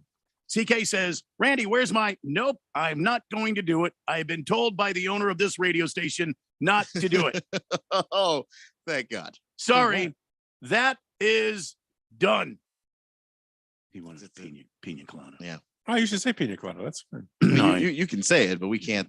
You can't sing it. Can't play the song. I mean, you're allowed to sing it, I suppose, if you want to. I will miss every note, so I can't. But the yeah, I push the button, Randy. Radio Ron has made it abundantly clear that he has had enough. I can't play the pina colada. If you like now, Ralph, see, now you're gonna get me in trouble. Yeah, well, you know. All right, Ron, Radio answer your Ron. That wasn't me. That wasn't me. Big George says Ralph is on fire today with his analysis. First, he compliments the XFL, which I agree with, and he doesn't like the pitch clock and ghost runners. And Ralph agreed with me to fire Rob Manfred. Did we just become best friends, Ralph? Besties. Absolute besties. I mean, you want a friend like Big George, trust Yes, I do. I'm a big dude, but he's bigger. He is very big. Natty Daddy says, not enough time for the shift. I mean, they will scout the teams they are facing, and they know who's coming up at bat, and it doesn't take a lot of time for the fielders to know who's up to bat. If anything, they look at their cheat sheets after every batter, and they'll know know about whether they need to shift or not within a few seconds of the batter coming up. Plus, they'll be able to look at it while the next batter comes up. So I don't think it will affect the shift, and I want the shift gone. Yeah. Well, it's gone. That's what we're talking. We're not talking about will the clock affect the shift. A lot of repetitive Major League Baseball. Yeah, probably. I mean, I feel like I need a drink now. More than a few. I think a little copy and pasting went on. But Major League Baseball has banned the shift. It might is need gone. another one. Yeah. Sorry. So that's what we're talking about. The pitch clock is to Shift speed is up gone. the game. Yeah. The shift is to get more points. Yeah. But that's going to obviously extend the game. Major League Baseball, what are you doing? Hefty Lefty says, sarcasm heavily implied here. Just hit the ball away from the defense. That is the type of crazy thinking that will land you in the loony bin. Next, you'll be telling me to shoot open shots. I don't understand. Next, you'll be telling me to put the ball in the basket. Kiss the Cook says, wait, did I miss this? The possibility of Derrick Rose coming to the Suns? That could have happened 6 years. That should have happened 6 years ago. But you couldn't, no one was going to give him up 6 years ago. Yeah, exactly. Bruno Baller wants us all to know he prefers a little foam in his beer. Thank you, Bruno Baller. All right, Keon, that's all we have. That's what we got here. So let's go back to sleep. Well, I'm gonna need you awake for this one because obviously, all right. we're in NFL draft season. But before we get to the draft season, obviously we're going to get to free agency. I mean, you got the combine this weekend. I'll probably watch it. I'm a nerd, but is that this weekend? That's right. It is. It is this weekend. We may get to a little combine talk. Who has more ratings, the NFL Combine or the XFL? I mean, the NFL is a year-round sport. Question, Ralph. Come on. It's a good question. I'd like to see what the ratings look like at the XFL. I haven't seen them because I mean they have turned the combine, which is boring. It's boring. No, it's a sleeper. Like 90% of it is not useful to any of us. The average person probably watches about 10 minutes of the combine, and that's it. Until Rich Eisen goes down there and runs in his suit, his 40-yard dash. Yeah, they watch that. And I tune in to watch that all the time. I mean, I watch the whole thing, but obviously I don't have a life and I'm a dork. You watch the entire combine? I have previously. Yeah. I mean, you need to get a girlfriend. Well, it's a good way to lose one if you want to know. You're gonna lose one. If you want to know, not that I know from experience. No, honey, I can't take you. I can't take you out tonight. I've got to watch the NFL Combine. Yeah, the linemen are coming out. I've got to watch some 300-pound guy in his underwear do the broad jump. Obviously, I know where my priorities are. Well, Come on. You might want to watch that. But does she want to watch it for 45 minutes? That's the real question. And the answer, as it turns out, is no. So Derek Carr is a free agent. He is, yes, he is. According to CBS Sports, the second ranked free agent of all the free agents that are going to be available this year, right after Lamar Jackson. And Derek Carr is seeking a contract worth $35 million per year as a free agent. And I don't even know if this is reasonable or not anymore after what I heard Daniel Jones wanted the other day. I don't even know, because whatever Daniel Jones wants is the result of drugs he must be taking. Daniel Jones wants $45 million. He's out of his mind. He's out of his mind. He's lucky he has a job. He was actively playing his way out of the league. Right. And Brian Dable saved his entire career. So I don't understand the 45 there, but the 35 would put Derek Carr in the range of Ryan Tannehill and Kirk Cousins. That is the when you say it that way, that's what those guys are making. Yeah, Tannehill's making 36 mil, and Kirk Cousins is making 36.1 or something. When you say it that way, it doesn't sound that bad. Yeah, it doesn't sound insane, and I think Derek Carr understands that he's not going to reset the quarterback market again. Guys, he was set to make $40 million this next season. I think he's aware that he's taken a little bit of a haircut here. Yeah, and you're exactly right when you talk about he's in the range of a Tannehill and a Kirk Cousins. Now, Kirk Cousins is up, next year? Is this his last season before he's a free agent? I don't know. I think it's somewhere around there. But anyway, Derek Carr is understanding his value, his worth. But in NFL terms, that means $35 million a year. And listen, I got to be honest with you. If I'm the Tampa Bay Buccaneers, if I'm the New Orleans Saints, if I'm somebody out there that needs a quarterback that's a solid veteran quarterback that doesn't harm you, it's not like he goes out there and he does what Jameis Winston does, just throw interception after interception. You know what I'm saying? Yeah, he's not Andy Dalton with a noodle for an arm. But the guy, he's a capable, I'd say above average quarterback in the NFL. Yeah, he's a B-level quarterback. He's a 9-year veteran. He's been there. He's done that. He's been under multiple head coaches in Las Vegas. So the guy, he's a quick learner. He's a student of the game. Hell yes, I'm going to pay him $35 million, and I'm going to give him a signing bonus. Would you give him more than 1 year? How many years are you going to give him? I think I would give him probably 5 at 35, and see what he's got. He's got 9 years in, guys, and he's still in his prime. Yeah, I mean, I don't want to have to try and renegotiate in 3 years after. No. Let's say he goes out there and he plays really well. If he goes on a team that has some talent, has a defense, he's gonna look good. He's what, 30, 31, somewhere around there. So you're going to give him 5 for 175. You'd probably guarantee he's 31, 80 on it. Yes. Yeah, that's not bad. That's in today's NFL. Hell no, that's fair. I think that would be a value for a guy. He's 31 years old. That would be a value.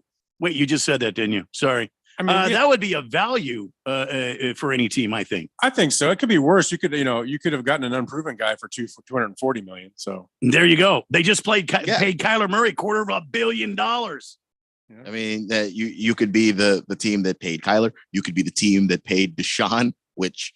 That's still not. We don't even know if that's going to work out. Team like that honestly, Russell. I mean, look what they gave Russell. Yeah, they gave Russell Wilson a boatload of cash, look what they gave Dak. I mean, Dak Prescott is third high pace. Of course, that's crazy, Jerry. Though. I mean, that's Jerry, but man, I got the money. I'm going to go ahead and pay Dak. I don't care if he's worth it or not. I'm going to give it to him. Yeehaw! I was taken aback. I was incredibly surprised by the insanely reasonable number that he's looking for. I'm so used to guys hitting free agency, and then they're asking for this astronomical price. And then when they don't get it, then they've kind of got to back down a little bit and kind of face reality. He just was realistic from the beginning. Yeah, I can appreciate that. At least he's not Doug, the guy from the Giants. That's ridiculous. Yeah, he's not Danny Dimes. Yeah, He's got I mean, some sort of that guy gets a hallucinogen floating through his system right now as we speak. He gets a 1-year deal from the Giants. That's it. Go prove yourself. Do it again. I mean, then we'll talk. Exactly. I mean, that is, I honestly, I don't know where he came up with that number or his agent came up with that number, but they're insane. They're absolutely insane. I give Derek Carr. I give Danny Dimes an incentive-laden 1-year prove-it contract, and then I tag Saquon Barkley. Who says no to that? I like that. Yeah, I like that too. I wouldn't even. I mean, if I could avoid tagging Saquon, if I could just negotiate with him and just get that. I'd love to negotiate with him, but I'm not sure what's going to happen with Saquon Barkley. And yeah, he was the centerpiece of the offense. But I mean, Daniel didn't go down. He wasn't hurt this year. He didn't give the ball up a lot. He seemed to settle in. He seemed to have some legitimate targets.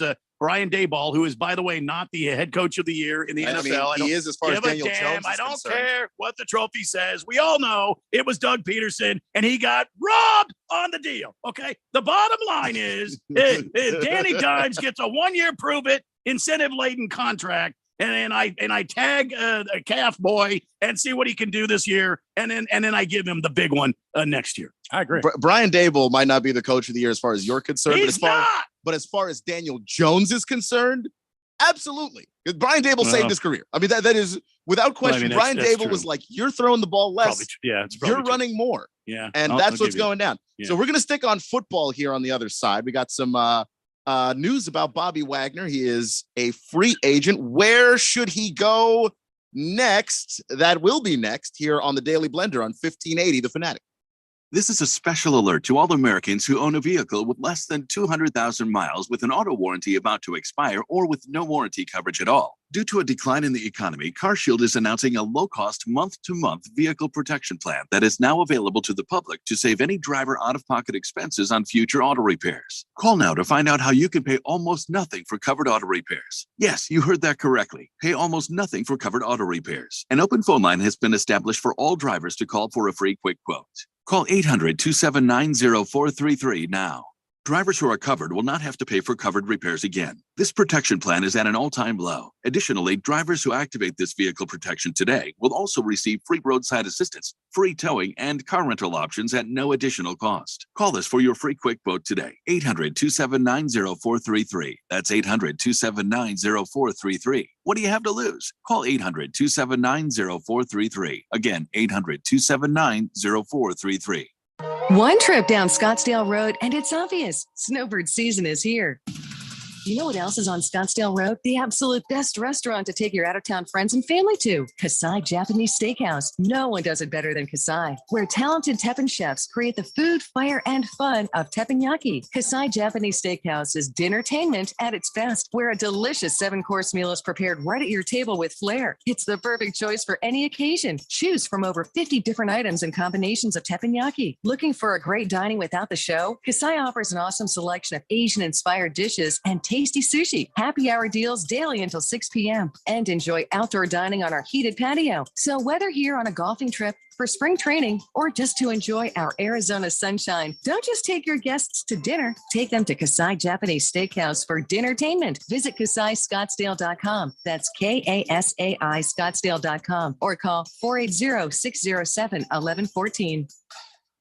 What's for dinner? Burgers? After last week, no thanks. Avoiding foods due to fear of diarrhea, gas, bloating, stomach pain, or loose, oily stools? It may not be just stomach issues. It could be EPI, or exocrine pancreatic insufficiency. EPI can cause uncomfortable symptoms because it's a condition where the pancreas doesn't release enough digestive enzymes to break down food. But EPI can be managed. Use the symptom checker on identifyepi.com and talk to your doctor about your symptoms. That's identifyepi.com. Sponsored by AbbVie. 1580 The Fanatic is your home for college basketball action. Saturday morning, Villanova looks to get their first quad win of the season as they head to Omaha to take on the Creighton Blue Jays. Tip time at 9:30. Listen to all the action live from premier games and conference showdowns, high-paced action, last-minute buzzer beaters, and all the drama that is college basketball, all in one place. 1580 and 99.3 The Fanatic, and always on at 1580thefanatic.com.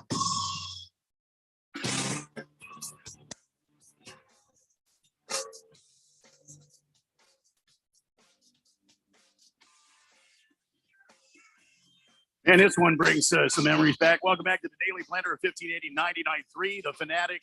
Lots of action happening this weekend. And be sure you're tuned to the Flamethrower because we've always got you covered when it comes to play-by-play. Hey, we've got AIA on.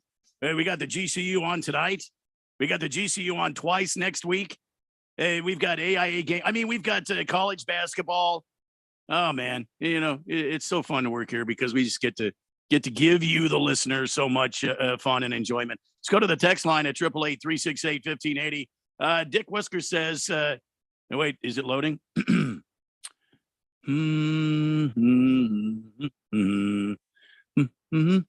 Bruno Baller says, is that Jeffrey's wife doing the new Japanese steak restaurant commercial? No, it's not. It's not the wife. Where'd that come from? Hell of an assumption right there. Yeah, it's not. That's another voice. It's not Jeffrey's wife. Now she has done acting in the past. I understand. She's done like commercials and stuff in the past. So that was a good guess actually, Bruno Baller. Okay. You didn't know, but maybe it could have been. CK says maybe we misunderstood Danny Dimes. Maybe he meant 4 to 5 million. No, 45. You know, they were strung together. There was not 4 to 5 million. It was 45. Yeah. Mm-hmm. Donnie. I always have to do that for some reason because Jeffrey doesn't, and that's the way he's got it written in here in the text room. He's got it like it's Donnie, like that. I mean, not that I have anything against Donnie. I mean, I appreciate him, but Donnie is not. Donnie wants us to know that Derek Carr is not Kirk Cousins. He's not. Lung Butter says, get your dollars, Danny Dimes. Go G-Man. And now for that Dick Whiskers text we've been waiting on. Keon, how do you feel about Will Levis? How do I feel about Will Levis? I'm still trying to figure out how I feel about Will because I think when you talk about the guy physically, you talk about the vision, you talk about the arm, you talk about the mobility, like everything you want from a modern NFL quarterback. The Have size, we been talking about that? I'm sorry. He's got those things, right? We were talking about Danny Dimes. Well, we were, but when we talk about Will Levis, these are the things that come up. And the thing with Will is he was at Kentucky this past year, and they that offense was up and down, and he was up and down, and it's a little tough to decipher if they were up and down because he was so inconsistent or because that team just didn't have a ton of talent. If that's the reason why they were inconsistent. But I like him. I mean, I would take a chance on him. I would use a high draft pick on him if I needed a quarterback. I just don't like him better than Young or Stroud. But I like him as a top 10 guy. Mr. Wilbur says on the text line, if Steve Keim was still the GM of the Cardinals, he would offer Bobby. You know what, Mr. Wilbur? I'm not going to read it. Just get Steve Keim out your mouth because he's not here anymore. So get Steve Keim out your mouth. Thank you, Will Smith, Randy White. Thank you. Hefty Lefty says that was Jen from accounting on the Kasai ad. Ooh, good thought, but no, she unfortunately she passed away. Also, she was never real. Well, you guys, but both of those things. I think Boogie and I know. Anyway, okay. 888-368-1580. Just not a real person, a very fictional person we made up and then fictionally killed. Wow, fictional murder. We didn't kill her. Well, not we, but she fictionally died. She just didn't die because she's not real. Are you confessing something right now, Keon? How did you know about this quote unquote murder, Keon? Well, there was no murder. It's not real. Well, you said you fictionally killed her. Yes, fictionally. Killed. As in killed. How implies did you murder. know? See, Ralph brings up another great point. She's not real. There is nobody to kill. Not anymore because she's dead because you killed her. She never was. It was never possible to kill her. She was not alive in the Now first you've done place. it. Prison Wallet says on the text line at 888-368-1580. He says, wait a second. If Jen from accounting is not a real person, then who's in my kitchen making me a sandwich right now? So then she's alive. What is happening? I feel like we have lost control of this, and I don't know when that happened. When we started. That's good. That is a good point. It That is is a good point. It is a Friday show. Come on, man. We started off the rails. We just were never on them in the first place. I mean, prison wallet, daggone you. You lucky son of a gun, you. You laid a Jen, huh? There you go. She's like that not old song. real, so. That's I like that old song by Looking Glass back in the day. Brandy, you're a fine girl. What a great wife you will be. Oh, goodness. Jen has fulfilled that in Prison Wallet's life. See? Except that she's not real, so she couldn't, though. So you're calling Prison Wallet a liar. That is, so you're that's calling correct. Prison Wallet a liar? Yes. Yes, I am. She's not. Like, as a person, just so he has dementia. I don't know what he has. I'm not gonna diagnose. I'm just saying he's wrong. There's somebody in his kitchen cooking a meal. I don't know why you would do that. Why would you? be- Prison Wallet does not have dementia. Well, I never said he did. Man. But Jen's not real. That's still a fact. Prison Wallet texts in and says, "Don't let me catch you outside, Keon." Prison Wallet. CK Keon, why do you sound so surprised that she's alive? Guilty? No, I'm not surprised she's alive. I She does think you not are. You exist. sound like you're pretty damn. She's not a real person. Mm-hmm. There's no surprise there. She's not real. You're diminishing the value of somebody, which is typical of a murderer. They do this. Oh, Ralph! But I don't have to diminish her value. Oh my God, Ralph! She doesn't exist. She's like See? Batman. She's You just keep not doing real. You keep doing it. Mm. You're gonna hear a knock on the studio door. It's gonna be the police. What if Radio Ron knocked right now? I'd actually jump out of this seat. That's you would just hear silence and then and there goes Keon. Look at him run there. Big George says, I believe the new voice of the Kasai Japanese Steakhouse is that flaming arrow girl at that Keon is currently dating. It's just we're not dating. Oh, you Big mean George. the stretchy lady? Yeah. She put her hand, or she put her foot over her head backwards, and she And pulled. she's disappeared too. She's disappeared now too. Well, I wasn't aware of that. All I'm saying is, Big George, you keep trying to make that a thing. It's not a thing. We're not. I'm not dating her. I don't know who she is. She seems like a nice person, but Longbutter says Keon in the studio with the revolver. And it makes you wonder, Keon, where's Jeffrey? It's been 2 weeks. Yeah, where is Jeffrey? Is he with his band Cocaine Bear? Is that real? Oh, that's right. No, that's No, that's a okay, real. Never Yeah, mind. that's his band. Yeah, I Cocaine Bear. talked to him on the phone today. You It did was talk to Jeffrey. him, so he's alive. Yeah, he called me. He's on the way back from Frisco with the band. They're in it. They packed up the van. They're on their way back. Yeah. Bruno Baller wants to know if we're playing Blender Crew. Maybe. They've hijacked the show, Keon. Yeah, no, it's gone. We may not get it back. Geez, Randy, a little too critical of me. Okay, so I was the Cardinals general manager. I would offer Bobby Wagner my half-empty bottle of Maker's Mark and $7 million, a one-year contract. Our new general manager would simply take a look and think about adding a veteran player in that defense, but likely will pass. We don't know that about Monty Osenfort. We don't know that. We don't know what he's going to do. You're not getting Bobby Wagner for $7 million. Well, but it's a half-empty bottle of Maker's Mark, Ralph. Yeah, I think not you enough. missed that. No, I heard that. I think part. you missed that part of it. You Half-empty gave it a bottle. full bottle, and it's still not enough. And I want to know why all the whiskey bottles in my house are always half-empty. Talk to Cecil. I think the culprit lives in your house. That's for sure. Uh-oh. The culprit lives in my house. You better take over because I am gonna have to do some thinking on this. He's got a little bit of sleuthing to do, a little Sherlock Holmesing. I'd say look in the mirror. There are no mirrors in my house. For one reason, That's why.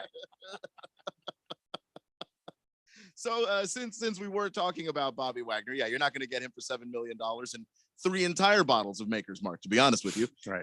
He's going to cost you a little bit, but he is available. He is out there. The 8-time Pro Bowler is looking for a new place to go. And the stipulation that he has largely is he wants to be on a title contending team. So I guess believe that counts the Cardinals. Yeah, out that then, does huh? that does rule out the Cardinals next season. I mean, I when was hoping to take the weather jet and have a discussion with him. You know, I mean, you probably still could, but it wouldn't be a discussion about being a Cardinal. It would just be a regular discussion with what seems Bobby to be a really Wagner. nice guy. Randy White here, meteorologist, 15 The Fanatic. You need to come to the Cardinals. Are you saying he would just throw me out of his presence then? No, I think he would be very kind about telling you no. All right. That's the kind of person he seems like to I me. don't think so. I can be very persuasive, I think. He's actually a very nice guy. But I just all I got to do is tell him Ralph Romano's there. Bam. He signed cleats for me. He's a really nice guy. Bam. Where's my contract? I don't even care what I'm getting paid. We want him back. I'm sure you would love him back. We give you $459 a week. But I don't keep. Ralph is there. I'm signing. Where are we at? Where's contract? Yeah, I think he would. He'll never go back to Seattle. Yeah, way too bitter of a. The divorce there, and maybe like a few years down the line when you're inducting people into the Ring of Honor. How about the Niners? I mean, You'll he'd get be Bobby good. Wagner He'd back. be to the Niners. I mean, no, not the. I hate to see him go there, but he could. But the Niners have a lot of good linebackers already. So for him, I think he's going to want a place where he's going to be able to play a lot too. I don't think he's at the stage in his career where he's trying to, get less reps and all What of that if stuff. this just occurred to me. What if, he joins the chicken farmer in Buffalo? What if? I mean, they've played together before. That has happened, yeah. They know each other. That's interesting. It is a contending team. I would say Buffalo's a contending team. Buffalo is a contending team. I mean, you get bad weather. Okay, a couple of games is bad weather. I don't think that would bother him. That's a good idea. Who says no? I don't necessarily say no. The CBS Sports had 5 teams on their list, but honestly, I think that is what were those teams? One of the better options. It's not that team is Buffalo's not on their list, but Buffalo probably should be on the list. So number 5 is the Steelers. That's not a contender. Not a contender. It's not a contender, but they're good every single year.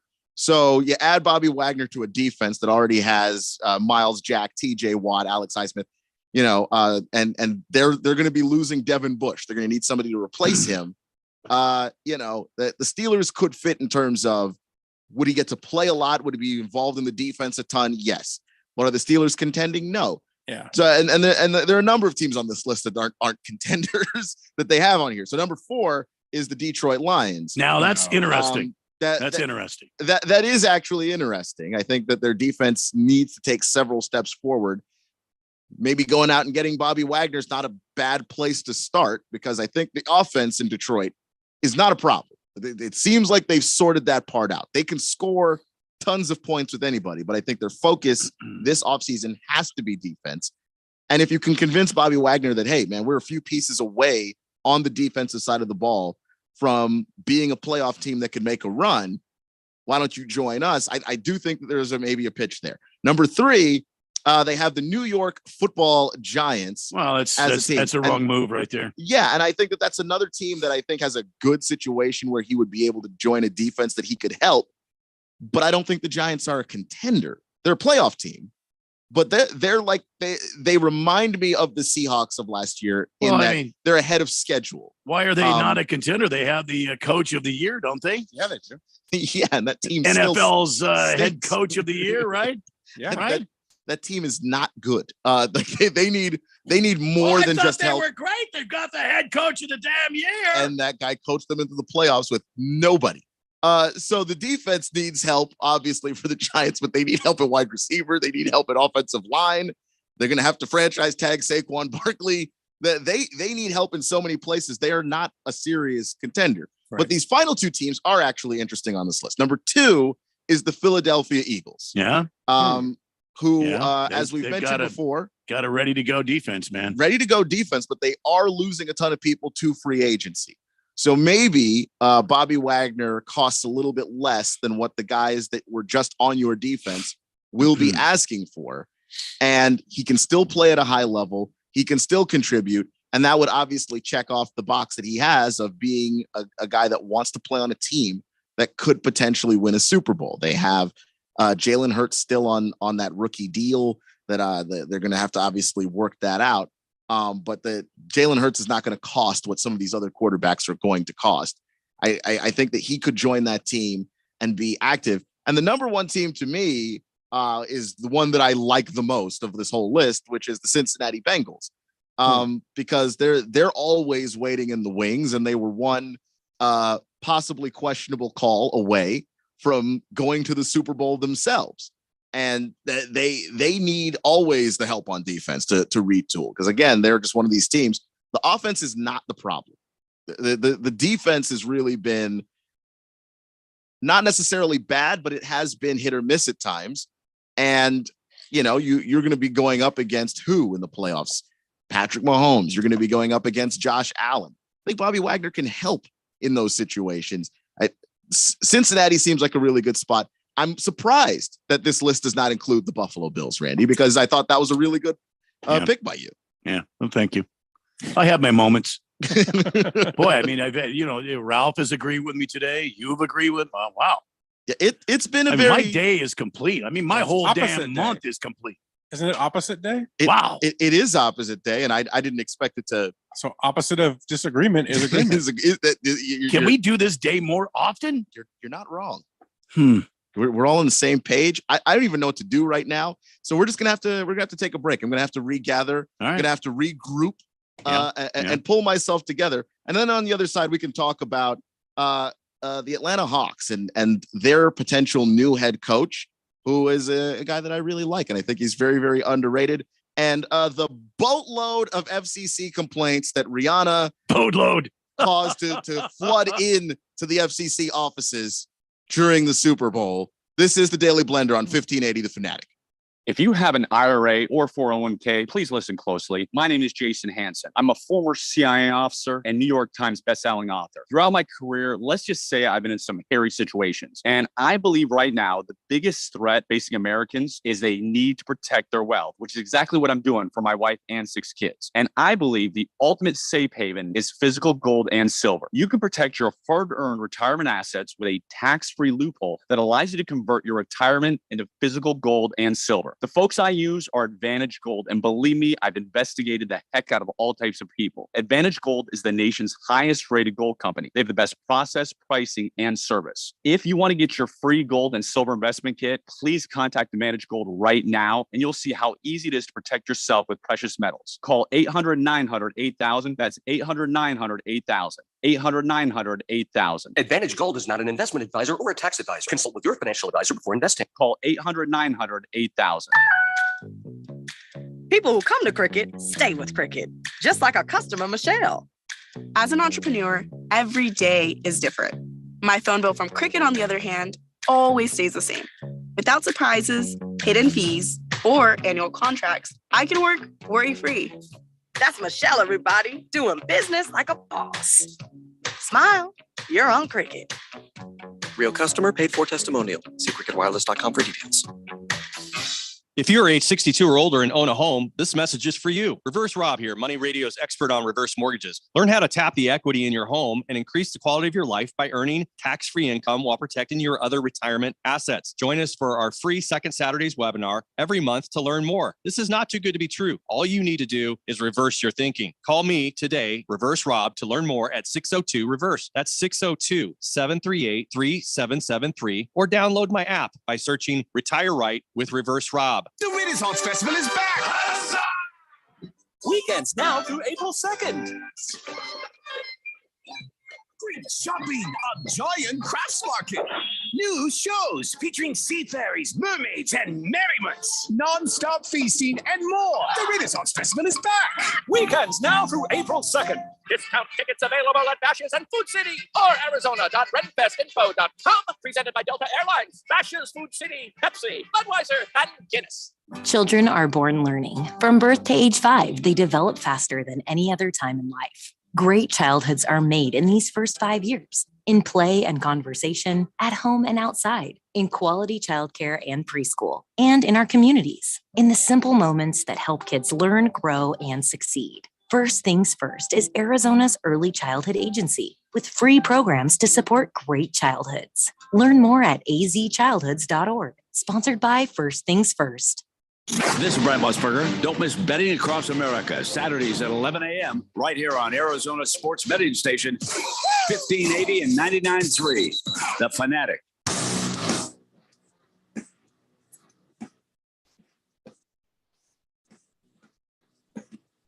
Welcome back to the Daily Blender.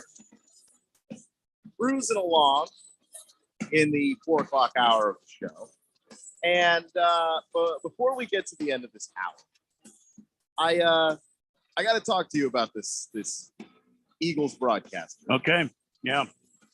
That had to issue an apology because this can't be good. He cursed out the officials on live radio. Okay. And I mean, he absolutely lit into these guys. And I understand, like, if you're an Eagles fan, and of course if you're the Eagles broadcaster, you're supposed to be the voice of the fans. And, you know, being the voice of the Philadelphia Eagles in particular is a job. And he took on the mantle. He took on the mantle. All right. So obviously we all remember the James Bradbury hold on Juju Smith-Schuster. Yeah. And we don't all agree on, whether or not that should have been called.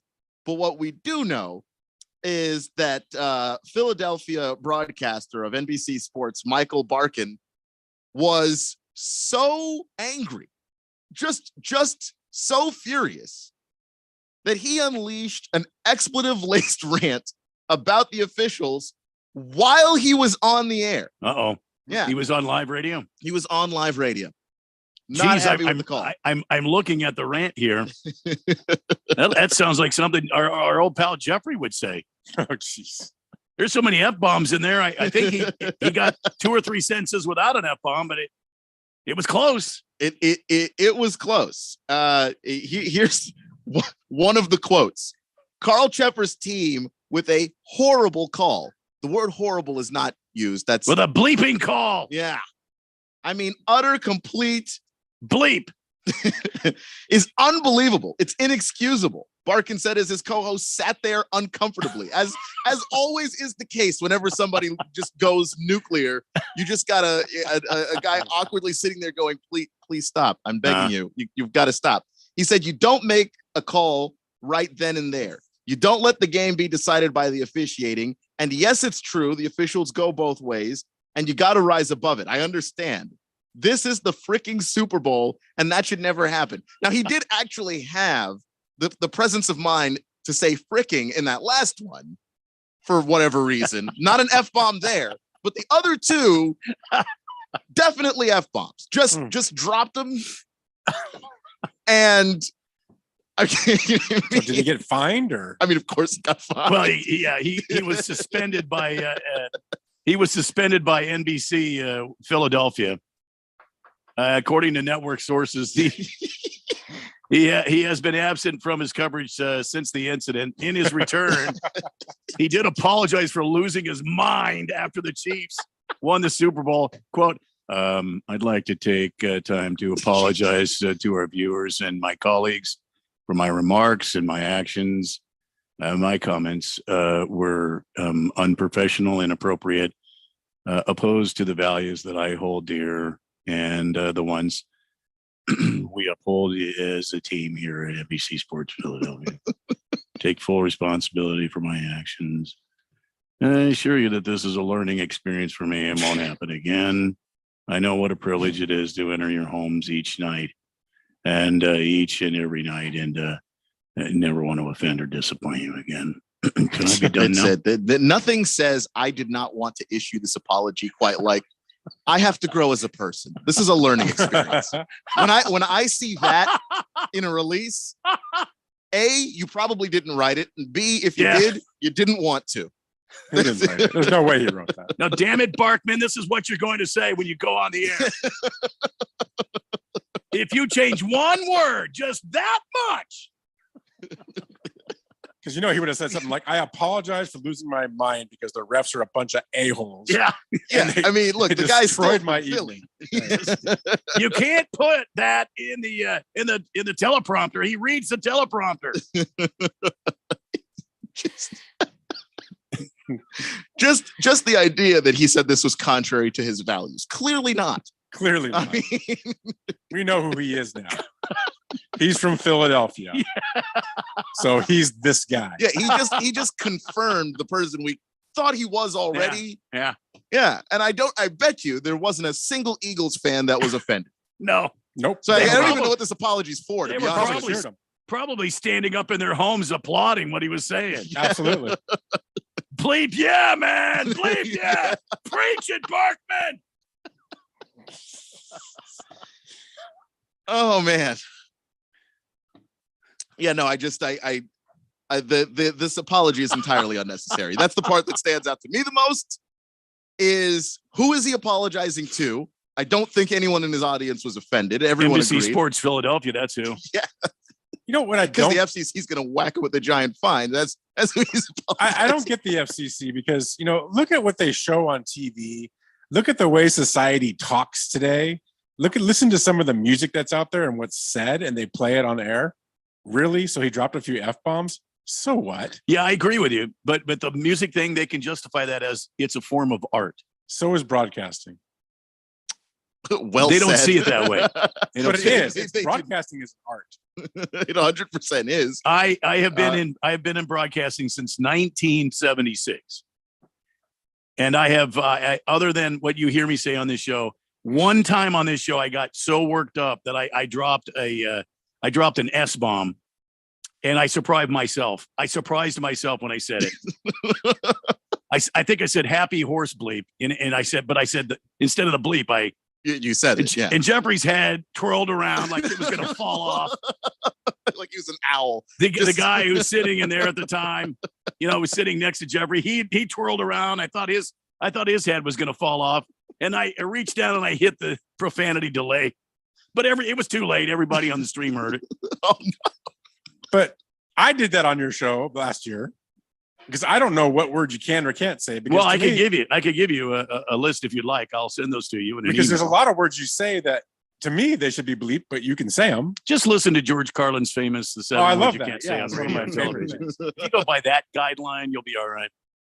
But one is like a snack. But that should even be included because that's like a snack food. Right. Try new pizza blank. I don't know.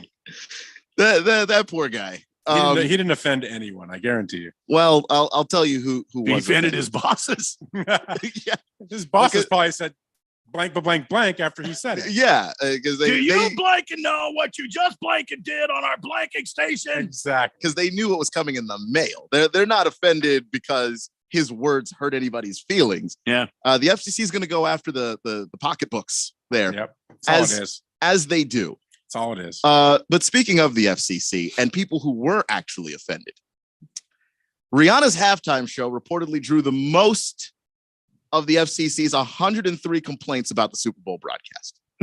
Just first off, the fact that there were 103 complaints about the Super Bowl broadcast is amazing. But yeah, most of them came from Rihanna. And I actually do have to question whether or not some of these people making the complaints were watching the same halftime show that I was watching. I was not watching the same thing that some of these folks were watching.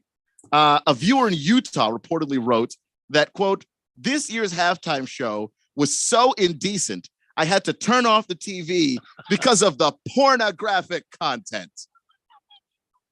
This is from Utah. This is from Utah. Utah. Well, you just said it all right there. Well, let's take the NBA All-Star game there, shall we?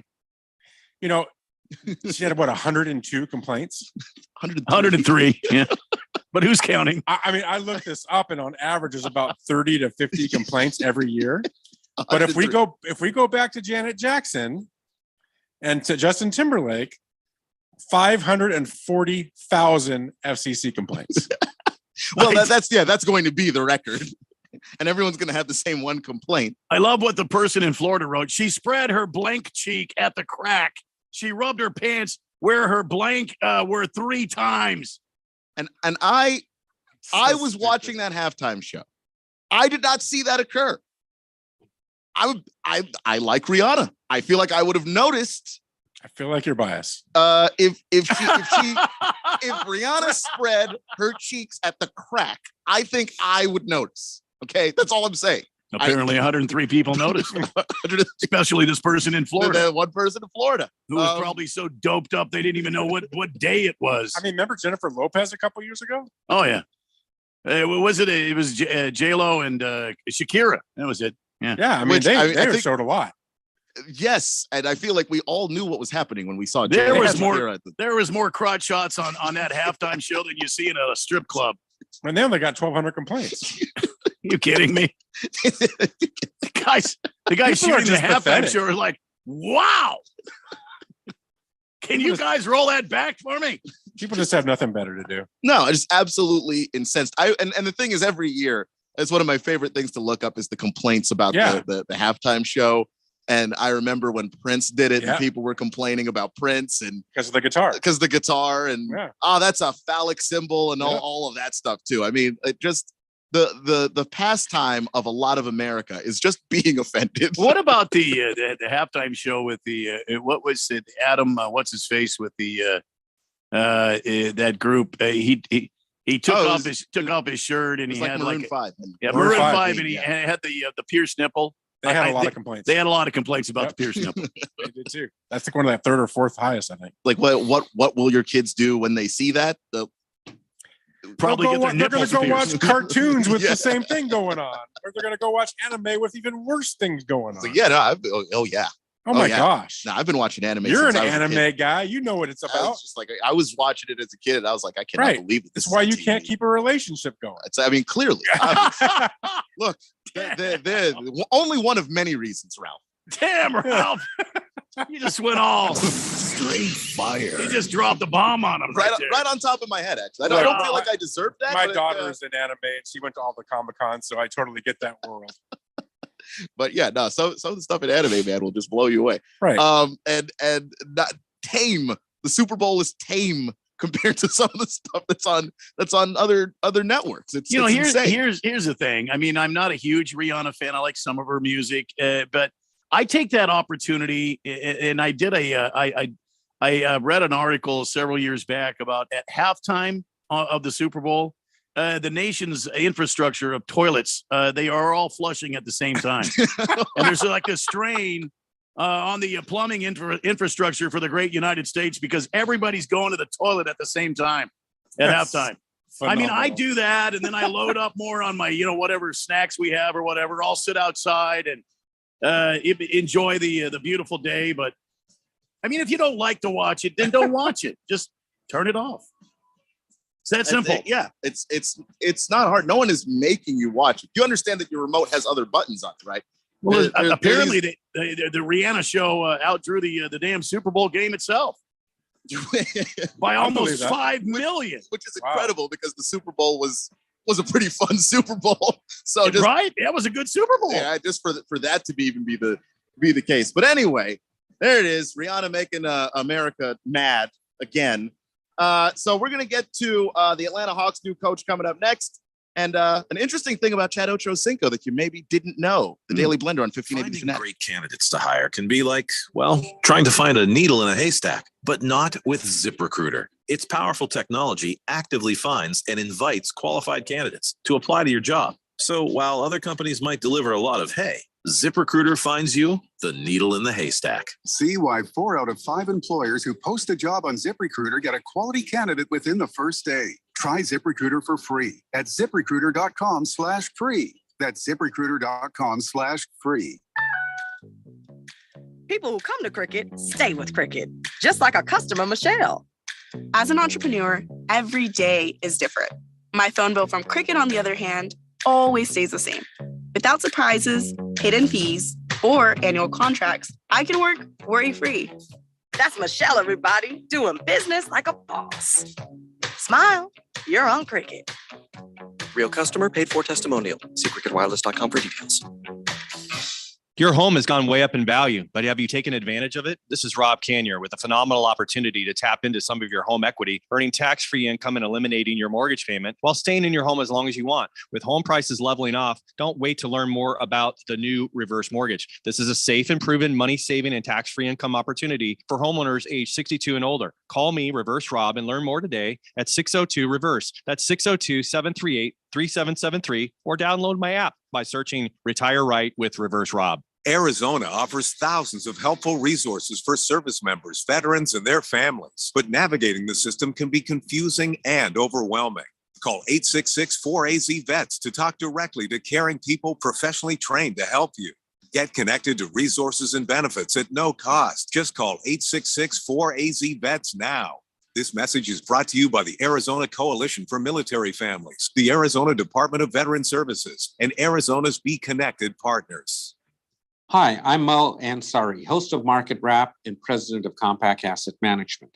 At Compact, we strive to enhance your life experience by providing customized solutions for your financial needs. The Compact process begins with an assessment of your financial goals, which we use to develop your risk profile and create your customized investment strategy. Then we offer a comprehensive financial plan, which includes retirement planning, tax analysis, net worth projections, estate planning, and more. Once a plan is in place and an investment profile has been developed, your team will consistently review and evaluate your financial goals. Call Compact Asset Management for a free consultation at 800-388-9700. That's 800-388-9700, or visit us online at compact.com. That's COMPAK.com. Compact Asset Management is a registered investment advisor, funds custodian, Fidelity Institutional Wealth Services member, FINRA SIPC. KQFN Tempe. Also transmitting on K25CD Phoenix at 99.3 FM and K240U Fountain Hills at 95.9 FM. It's time for the third hour.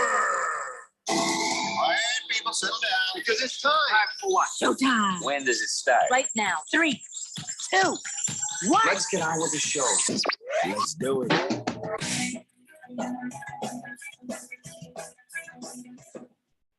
Welcome back to hour number 3 of the Daily Blender. We are nearly at the finish line here on a Friday afternoon. CK calls it a beer Friday, which Beer Friday. Yeah. Beer shortly Friday. after this, I will be joining you. Beer Friday. Can't right now. I'm working, obviously. So I'm more than a little jealous. I'm just all right. Just a little bit bitter. But we're broadcasting live from the Harmon Solar Studios. I'm Keon Rose alongside the legend Randy White, and of course, I mean you absolutely are a legend. Don't let anybody tell you different. Don't let anybody tell you different. Ask Ralph about that. Legend. Randy White is a legend. Legend. And the man who is the face of Los Angeles and sometimes Seattle. I don't know if I like want to be that. the face of Los Angeles. All right. Man Well, is the I will face go of back Los to Angeles the and Seattle. previous. You represent LA.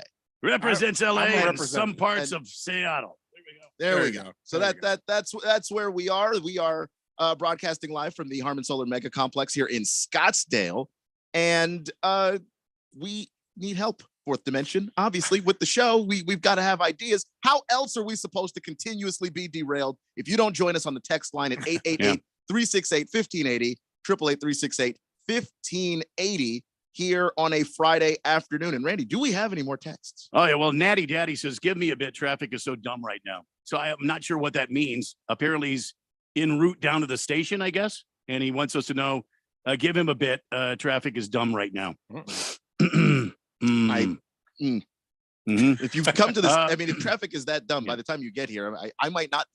I like the text, the random text we get about food, like what's for dinner, good looking, things like that. Bruno Baller says, think you can go on YouTube and watch some of those videos, some of those Dean Martin roasts they used to have back in the day. Watch some of those and see what people are okay with back then. Those are awesome. Oh my God. I find Love 'em. myself often laughing at those. Those are great. Hamilton Porter says Eminem said it best. The FCC won't let me be or let me be me. He did say that. I feel like we need to take visionary. a moment Marshall Mathers. Marshall. Horrible. Eminem better. Let me be. And that's why he went with it. Don't blame him at all. Hefty Lefty. Oh, loved the people that were saying Rihanna's belt was a pentagram when in fact it is a harness buckle for her staying on stage. Oh, and had 6 sides, sort of not a pentagram defined by the name pentagram. Pentagram, hexagon. What's the difference, really? Straight Striper says, Keon, you sure you watched the same halftime show I did? Rihanna definitely rubbed the lady parts. And then she smelled her fingers afterwards. Hang on just a second. Whoa. I feel like this needs. I definitely don't think that happened. What? Smelled her fingers afterwards. I had to kick all the young kids out of the room after that because I don't know why it did. It just stopped there. I didn't notice that. Maybe I'm just not as sensitive to it. Maybe that's what it is. I don't. It's the anime. Okay. It's the anime. Kick all the kids out of the room there. It's a good thing. Jag Dog, can we talk more about the Lakers? Don't think we filled the whole last hour with Lakers news. Now, have you been listening to us, Jag Dog? Have you not heard about Rihanna and her lady parts? We Do talked you about really the need Lakers. to add that filthy language to our show? We talked about the Lakers for half of a segment. Good cat. Randy, hello. Howdy. Lefty, Hefty Lefty says, Ralph, are you a Galaxy fan or Chivas USA part 2? Galaxy. Galaxy. Yes, Galaxy. There you go, Hefty Lefty.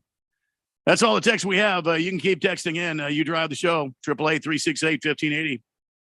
So the Atlanta Hawks are trying to get Quinn Snyder to be their new head coach. Quinn Snyder was not fired from his previous stint with the Utah Jazz. It was more of a Sean Payton, I see where this is going and I don't like it, so I'm going to take some time off kind of departure. That's where it was. It was Donovan Mitchell and Rudy Gobert didn't like each other. And then there was just a whole bunch of drama going on inside of the organization that even Donovan Mitchell has talked about now that he is a Cleveland Cavalier. But Quinn Snyder close to returning to the NBA. And the thing that's interesting is that, you know, Nate McMillan was the head coach of the Atlanta Hawks and they were underachieving this year and they were struggling. But I don't know how much of that is Nate McMillan. I like Nate McMillan as a coach. And obviously, if a guy is struggling to the degree that the Hawks have been struggling, given the expectations that they had, then I can understand trying to move on in a different direction, especially if a guy like Quinn Snyder is available for you to get. Because as much as I like Nate McMillan, I do think that Quinn Snyder would be an upgrade at that head coaching spot. But a lot of this is just Trae Young. Like, he plays the game in a way really where he's not flexible with what coaches want to do offensively. You know, he likes to have the ball in his hands, and he does the thing where he dribbles so much and then, oh, look, there's 2 seconds left on the shot clock. I guess I'm just going to throw it to John Collins and hope that he makes it. I don't really enjoy that. And I just say this as a person who's played a lot of pickup basketball. I've never played at anything nearing a professional or collegiate level. But when you're on a team with the guy that doesn't pass the ball, it is hard to stay engaged in a game. And Trae is kind of that guy. And I don't know that if you fire Nate McMillan and even bring in a better coach, if you're not going to get some of the same results, if you don't change the way, or specifically if Trae Young doesn't change the way that he plays basketball. You know, I've heard it said once, and I believe this to be true, and you guys could boo-hoo me if you want to, but a great coach will find the strengths of his players, and then he will adjust accordingly. And what that means, basically, he will set up his strategies to play to the strengths of his players. And if that means that Trae Young is your guy, he's your stud, and when the clock is counting down and you're down 2, you get the ball to Trae. And it's like that old question we always asked each other when we were, kids. if the clock's counting down, who are you going to get the ball to? And we had different answers, but and I think maybe that's something that's happening here. Maybe there was a disconnect between Nate and Trey, and maybe Quinn Snyder comes in and he rectifies that. It's not like this Atlanta team is a untalented team. It's a very talented team. But you're saying that Trey is he's the problem. Are you saying that? Well, I'm saying at least with him and Nate, the reason why Nate McMillan is not the head coach is not just because of the record. It's because of Nate and Trey and the inflexibility of, I suppose, both guys, that Nate wanted them to play a more team-oriented style of basketball. Because I agree with you, Randy. The shot clock is counting down. I want Trey taking that last shot. But, when it comes to running the offense, there's so many more things that Trey Young can do to help this team. And they don't all involve having the basketball in your hands. And I part of it is something that I'm frustrated with as a basketball fan, watching some of these guys come into the league now, where it's Trey, it's Luka. You could probably argue that Russell Westbrook was the original version of this, where the guy has to have the ball so much that it's harder for his teammates to really get involved. Kyrie Irving's another kind of guy that's kind of like that, where it's just that they have to have the ball, and the ball doesn't really move around. It doesn't really flow. And when you look at some of the better teams in the league right now, the Warriors last year when they won it, it wasn't just all Steph. In fact, Steph does a lot of stuff where he doesn't have the ball and he's running through screens. Superstars don't really like doing that, but Steph really does.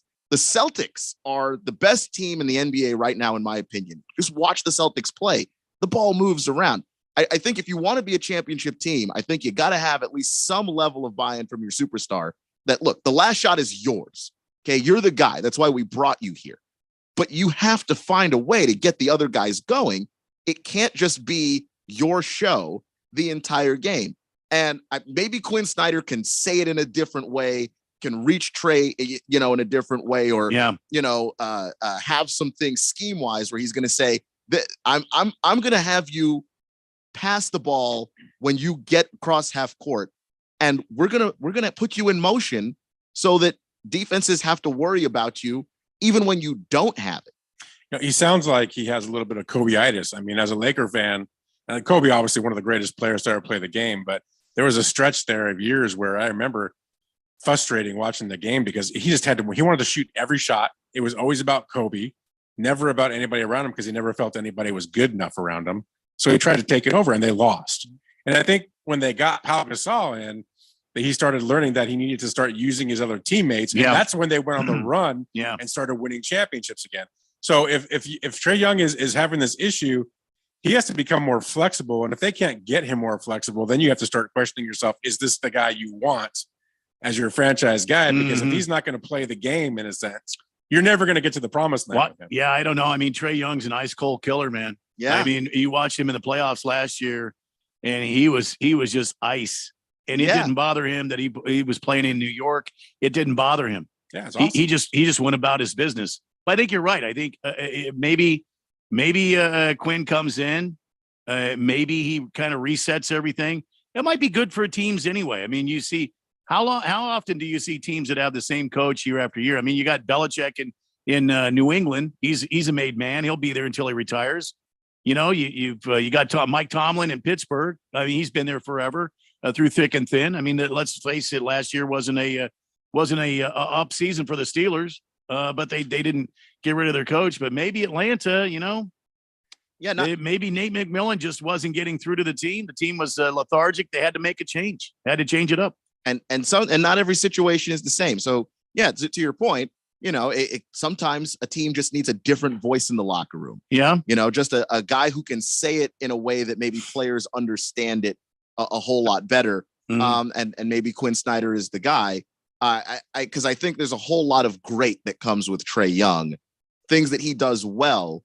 And I just don't want to see, the selfish stuff kind of overshadow that, because I think Kobe is a great example, because when you look around the league, how many of these guys grew up watching Kobe? Well, exactly. And they come in with some of these same problems, where, Kobe and Shaq separate, and then Kobe just kind of had to get that, out of his system of, Yeah, agreed. I got to shoot, and then once he realized, okay, I can shoot, I can get any shot I want. I can score 60 a night if I want, but we're not going to win if I score 60 a night. That's right. And Trey's still incredibly young. So I'm not trying to write the guy off or anything. There's plenty of time for him to work it through. But I kind of feel bad for a guy like Nate McMillan, who took over that job, and they were not going to make the playoffs when he took over the job. And then they went to the playoffs and then went on that run where they played the Knicks and everything else. Yeah. And now Nate's out the door. And if you have a guy that is a well-respected coach in this league, like Nate McMillan is, and the star player essentially just can't see eye to eye with him, maybe bringing in a new voice is what you need. But if that player is still in a mode of kind of selfishness of it's about me right now, bringing in a new guy is not going to change anything until that player changes. I was just going to say that. I think you could bring in a new coach, but if he is stuck on that way, if he's going to be like a Kobe, it's until he makes the change in himself to where he'll start winning as a team. Because you're right. Does he disrespect the guys around him? Does he not trust the team around him? Is maybe that it? But he's got talent on that squad. But maybe to him it's not. I mean, if he doesn't trust someone else to take the last shot or someone else, to do something. I mean, again, back to Kobe. When Powell came on, it seemed to change everything. Maybe he needs to find his Powell, right? That one guy that can come on and maybe he can start seeing, hey, we're going to win games if I'm willing to give the ball up more. Text line is buzzing along. Kyle G says Snyder already is Trey's last chance. Atlanta already has his replacement. It's DeJounte Murray. Well, I don't know if they want to replace Trey with DeJounte Murray. They went out and got DeJounte Murray to play alongside Trey, to give him that second star that, all right, if you don't feel like you can trust your teammates, we're going to go get a quality guy. DeJounte Murray is a fantastic scorer in this league. I mean, if you want to talk about people who can get a bucket anytime they want, DeJounte Murray is up there on that list of dudes who can just go do it. If you can't trust him, honest to God, who can you actually trust? I don't know if they replace him, but I do think that, they are going to have to start thinking about what the future of this team looks like, because you've already fired the general manager who started building the team in the first place. Now you've gone through one coach and another coach, and you're on coach number 3 with this player as your superstar guy. At some point, when you've gone through that many human beings in leadership positions and you're getting the same results, it might be time to look at Trae Young and ask, can we actually build a future around this guy? Because the thing with Trae is he's not Kobe. Kobe was a fantastic defender. Trae is not a bad defender, and he gives effort, but he's small. Yeah. So in the NBA, when teams are trying to find mismatches, he's the mismatch. Yeah. He's the guy that you're trying to figure out, how do I get my small forward to be guarded by Trae so you can just back him down and then, turn over his shoulder and lay up at the basket. That he's the liability. So if you're not going to be elevating your teammates on the offensive side of the ball and you're not giving us a whole lot defensively, what are we doing? Right. Hefty Lefty says on the text line at 888-368-1580, Trae Young would benefit from 3 years in the triangle offense. I mean, probably. There's a whole lot of people who would, because you have to be patient. Yeah, it would force him to have to use his teammates. I mean, there's no doubt. Also, Pippi No Stockings. Oh no. Pippi No Stockings on the text line at 888-368-1580. Pippi No Stocking says, I don't understand what everyone's all bent out of shape regarding Rihanna. She was just being a good mother. When she touched her maternals, she was just checking to see if she was dilated. Wow. She called them the maternals. Her maternals. I've never heard that before, but I've called the lady parts her maternals. But I'm okay with that. I like maternals. Pippi No. So you're a fan of maternals. Pippi No Stockings. Breaking out the maternals. The maternals. I can see that I could never heard that on described a Daily that way. Damn. You just stopped the whole show, Pippi. Oh, there's a derail. Good Cat says she does this at home too, by the way. Let me see if I can read Pippi's again. I don't understand what everyone's all Don't bent try out to of shape understand. about. Regarding Rihanna, she was being a good mother when she touched her maternals. I mean, she was just checking to see if she was dilated. Holy cow. Holy cow. Good Cat says, Randy and Keon, can we hear Burn in Hell Lakers in honor of all the bandwagon fans? Well, absolutely. Burn in Hell Lakers. Hey, why not? You know? Should I go with the long version? I can do that too. Burn in Hell Lakers. Got it right here. Burn in Hell Lakers. Really sorry, Ralph. Something knocks you out again. You won't be in the postseason, but something knocks you out again. Something knocks you out. So burn in hell. I mean, it's a talented song. It has more talent than the Suns do, but I mean, Wow. it's a good song. Wow. Damn. Hefty lefty. Wasn't that a Marvel movie? The Maternals. I can see that on a basketball jersey. The Maternals, a Marvel movie. I think that's the Eternals. It's a different movie. I don't know. It's a very different movie. It'd be a different plot. Oh yeah. I don't know. I think if you go with the new Amazon Thursday night from the producers of the great Avengers, the new movie out this summer. It's the Maternals. I can see it. I can see it happening. I'm afraid to ask what the outfit would look like. Me too. And you know what? We will ponder that in silence. I have a few questions. Oh yeah, and you can ask them to yourself. We all will. We will not be answering those questions Big George. here on the air. Thought this show was a family show. Big George, have you heard the show? Big George. Well, the Maternals are about creating families. Well, that is a good point. The show has never been a family show since I've been working here. Yeah, so right, we all know Jeffrey. I have no idea. They come from the great beyond, the nether regions of the earth. It's the Maternals this summer in theaters near you. I mean, I could see it. I mean, Never regions. That was a good mix. I mean, you like that? Yeah, that was good. He threw that in there. We're going to ponder whether or not we will have jobs in about an hour after this show. Here comes the FCC. I mean, they're coming and knocking. So while that's happening, and we'll see if we're still going to be employed. We'll just get to a commercial break, and then we'll come back and from the great Tetons they came. The Maternals. The Tetons. It's the Daily Blender on 1580 The Fanatic.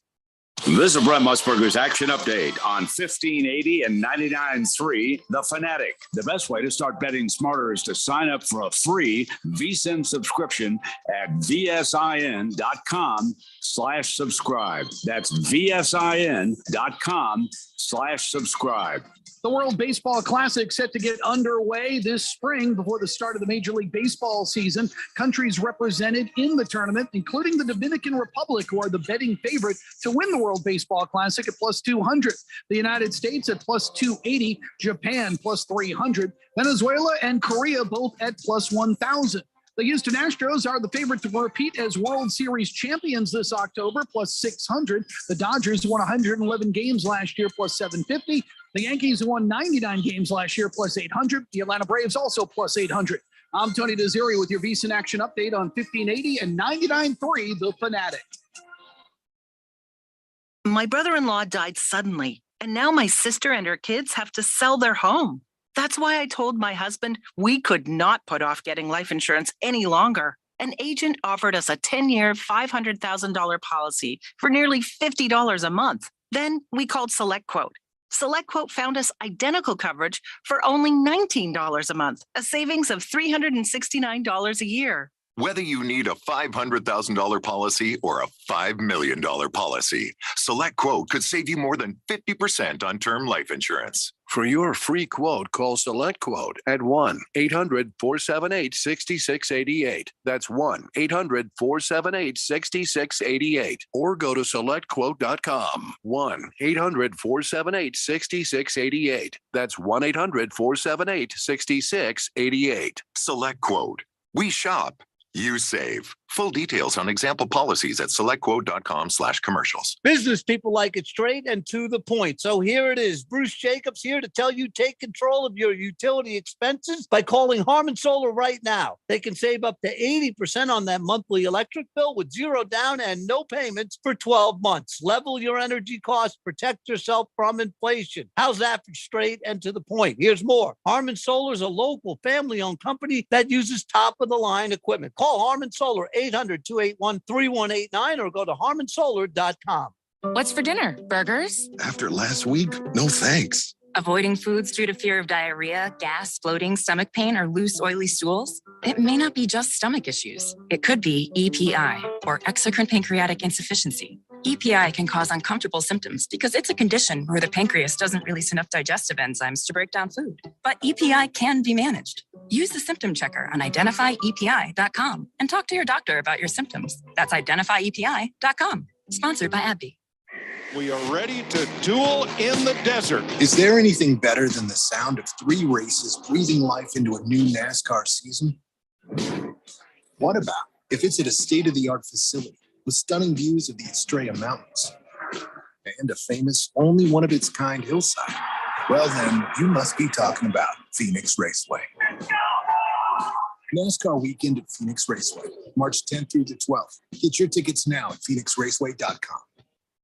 1580 The Fanatic is your home for college basketball action. The number 12 Gonzaga Bulldogs hope to salvage their season this Saturday as they take on St. Mary's. Tip time is 3:45. Listen to all the action live from premier games and conference showdowns, high-paced action, last-minute buzzer beaters, and all the drama that is college basketball, all in one place. 1580 and 99.3 The Fanatic, and always on at 1580thefanatic.com.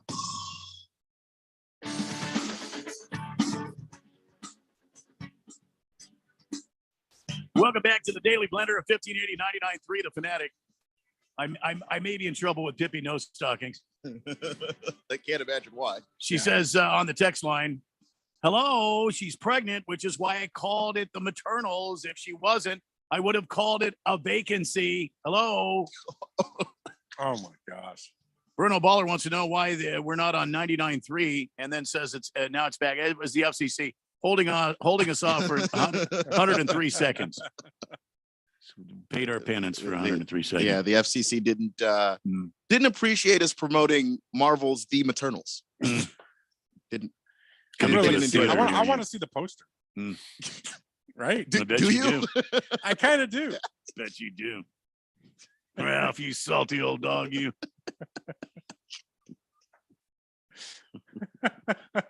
Maybe we can get one of those anime artists to draw it. No. You're asking for it when you do that. Yeah. It can be as inappropriate as you want. That they go for it. I'll put it on Twitter. I bet you will. I can't. You because son of a gun, you. I like my job, and my Twitter handle has 1580 in it. So I do mine this for free. Mine doesn't. Good point. Fortunately, my granddaughter's not listening today, so You don't need her asking you that question. Be a tough one to explain. Papa, what's maternals, Papa? Gonna get you a shirt. Gives a whole new meaning to your maternal grandma. Oh no! Oh no! I mean, I never thought about it until Pippi has opened up a whole new world for me. Jeez, oh no! There is off the rails, and then there's where we are, which is so far gone. Rails don't exist anymore. We are. That's true. In space, we're just. I don't even know. We're not. What are we doing? How did we get here? Hefty lefty. I'm 100% using that phrase for referring to the area of women. Thank you, Pippi. Thank you, Pippi, for increasing my vocabulary. There you go. Oh my gosh. Pippi is good for the fourth dimension. That's a fact. May not be good for our ratings, but good for the fourth dimension. And what the FCC thinks about us. And what's that? I'm sorry, we're off the 99.3 again because of the FCC. Oh, boy. So there's no way to do this smoothly. So I'm just going to just start talking about football, and just hope that gets us back to something even remotely in the ballpark of a sports radio show, which we started off as. Well, you're doing great. Yeah. I mean, debatable. This may be the last time you'll be fine that I host anything. So Chad Ochocinco has a really interesting story to me. In fact, he's just a very interesting guy. If you hear him talk about anything ever, he's fascinating. Yeah. Including, the one time he just lived in the Bengals stadium for 2 years. Yeah. Wow. Just stayed there, never left, didn't spend any of his money on housing. Incredibly frugal. So he was talking to Shannon Sharp on the podcast known as Club Shay Shay. I would have thought it was Club beat the hell out of NBA players. I mean, for Shannon Sharp. I mean, it may get to that point. Yeah. I mean, he tried Club to Shay fight Shay. all of the Memphis Grizzlies by himself. Yeah. But right now it's called Club Shay Shay. All right, I got you. And he was talking about the financial responsibility that Chad Ochocinco has had over the course of his career, because he's a guy that is in no danger of ever going broke. He has saved his money. Mm-hmm. He's been responsible with it. He didn't blow it on cars or fancy houses. And this is what he said about where he chose to live for the first 2 years of his career. He said, "You got to remember, I stayed at the stadium for the first 2 years because I didn't want to spend any money. What's the point? Why are you telling me to go rent a house, go buy a house, or go rent a condo when everything I need is right here in the facility at Paul Brown? Showers, cafeteria, TV, couch, gaming system. What's the point?" I mean, he's not wrong. It's a great point. If he's a single guy, young man, are you kidding me?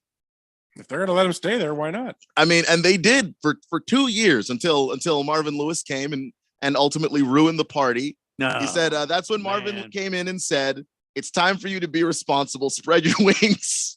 Get your own place." I moved right down the street, is what he said. Yeah, right? Why not? Because the I don't know why that talk sounds like when you're at least for me being a millennial, when a deadbeat family member of yours is just on their parents' couch and they're just not looking for a job, and then dad has to come in and go, "Son, it's time for you to spread your wings and get your own place. Go find your own place to live in." Yeah. I mean, that is because Chad does act like he's very flashy and showy, but he doesn't like to spend money at all. No. And actually, one of the cool things that he does is that, if there's a good cause or if there's somebody that needs money, he's always one of the first people to go out there and give his money to others. But when it comes to, I got to drive a really fancy car, he's not interested in that. Not really. I got to get a really nice house. No, I just need a place to stay, and work out and watch film and play video games. That's it. that's all I need to do. And I can't imagine that's the worst thing ever. There's so many wide receivers that are in football. They get in trouble. You don't know where they are. I mean, the Cowboys notoriously had to try and find a way to rein in Des Bryant, and all of the stuff he was getting into. If the guy's in the stadium, I mean, he's not doing anything. He's right there. Right. Where's Ocho? He's down there, playing FIFA on the Xbox. I have a couple of questions. All right. One, he says he lived in the stadium. It's got everything I need. It's got a cafeteria. Are you saying that the cafeteria in these football stadiums are open around the clock? No, he probably went to the kitchen and cooked. Oh, okay. Because there's food there. All right. Okay. All right. Good point. I also know that did he sleep in the locker room or something? On the couch? Well, no, they've got like player facilities where, they have like lounges for guys to just hang out. Yeah, that's what I mean. But it's in the locker room usually, right? Well, not necessarily. I mean, like, because I could see him, when his teammates come in and they start throwing stuff like, hey, get that up off my floor. Your floor. Do you know what a garbage can is all about? Guys live like pigs. Guys try to hang out in the team lounge and no one's using a coaster. and Ocho loses his mind. Well, he rolls in. You guys are going to have to clear out of here. I got a date coming in. Right? Oh goodness! I wonder what he did with his dates. No, yeah, that's Well, yeah. I mean, how do you explain that? I wonder if Marvin Lewis was pissed. Just like, all right, you have to stop. This cannot. We cannot walk in on you again. Just can't happen. The trainer's room is not for this sort of behavior. Don't bring Come girl- on, Chad. Don't bring girls in here and watch those Marvel stuff. You can't do that. Y'all are going to have to get out of the tubs now. These are for players only. Yeah. Sorry. That's oh my gosh. Oh, now that you think about it, right? Yeah, no. Hey, There are ramifications to this that I'm actually becoming more uncomfortable with the story as we discuss it. This is not good. Like everything else we have discussed today. Yeah. I am getting more uncomfortable the more we talk about it. Been a Friday show. This has been the most Friday show Mhm. that we have ever had. I don't know about that. Since I've been working here. I blame you. You're the one driving the show today. Not I me. know, but how did we get here? I don't. Right. If you Your ask fault. me to retrace my steps, Yeah. See, I don't know because I didn't say anything about maternals. I didn't either. I didn't say anything about. see, you just said it again. Obviously, I had to explain what it was. What is it again? No, I'm good. We're just gonna move right Want along. you to make me feel. Yeah. Mhm. So, not unlike the awkward moment that has been the last 3 hours of broadcasting that we've done. Wait till Monday. You wanted opposite day. There you go. I did want an opposite day, but this feels like not opposite. It feels like so much more of the same that it's too much more of the same. Hefty Lefty says Chad Johnson's lifestyle reminds me of MTV Cribs with Redman. It was a normal second-story apartment with one couch in front of the TV, stack of movies next to it, mattress and no bed frame. Then the studio was perfectly set up to make music. Chad just needed athlete facilities and a mattress. Yeah, that's true. That's a good point. Because Chad Ochocinco is a guy that by his own admission, just ate McDonald's his whole career and then was a complete beast in the gym. That was. I mean, he probably didn't want to live in Cincinnati, right? So he just did the facilities. I mean, think about it. He's from Portland, isn't he? He's from Oregon area. I actually Or don't he's know from Cali. He's from the West Coast, I think. But he probably didn't want to invest in property out. Who do you have to want to buy property in And Cincinnati? then if they trade me, then I just go. I mean, I see the thinking in it. Cards Chappie says, Keon, retracing your steps on this show is dangerous. That is also a good point. Yeah. Nostradamus, Chad Ochocinco should have done those commercials where he was living out of the stadium instead of Baker Mayfield.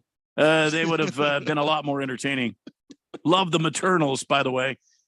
Do you? Marcus. He loves maternals. That's good. Tiger Paws. So that's where Baker got the idea to live at the Brown Stadium. I wonder if they got that idea for those commercials from that. Well, they could. Yeah. They could. That's I don't know. interesting. All right. 888-368-1580. We need a break really bad.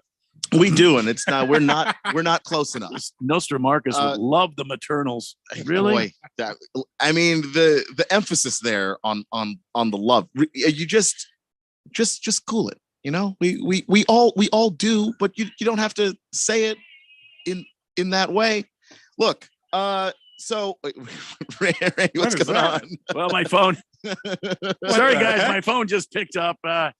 They got my daughter and some friends calling me, and they're all like, we're just gonna call Dad at 5:30. He's not doing anything. He's not working. It's not like he does a show from 3 to 6 every day for the last 5 years. So we're gonna call him on the. Go, might as well go to break. Go ahead. I'll just turn the mic down here, guys. Yeah, I'll take Randy off of this for a second, and we'll just discuss this next part without him, because okay, so the Suns, we're all very excited. If you're a Suns fan, I suppose Ralph, you're not excited I'm at glad all. you clarified. Yeah, no, I had to catch myself there a second and Okay, realize where I was. So the Suns fans are excited about Kevin Durant coming to the Valley and potentially leading this team on a deep playoff run. But came at the cost of a couple of guys that we like a lot. Mikal Bridges and Cam Johnson, right, in particular. So they were asking Mikal Bridges in one of those get to know you segments for the team website, who was your favorite player growing up? And things got incredibly awkward because then Mikal Bridges had to talk about Kevin Durant. Oh. His favorite player growing up is the guy he was traded for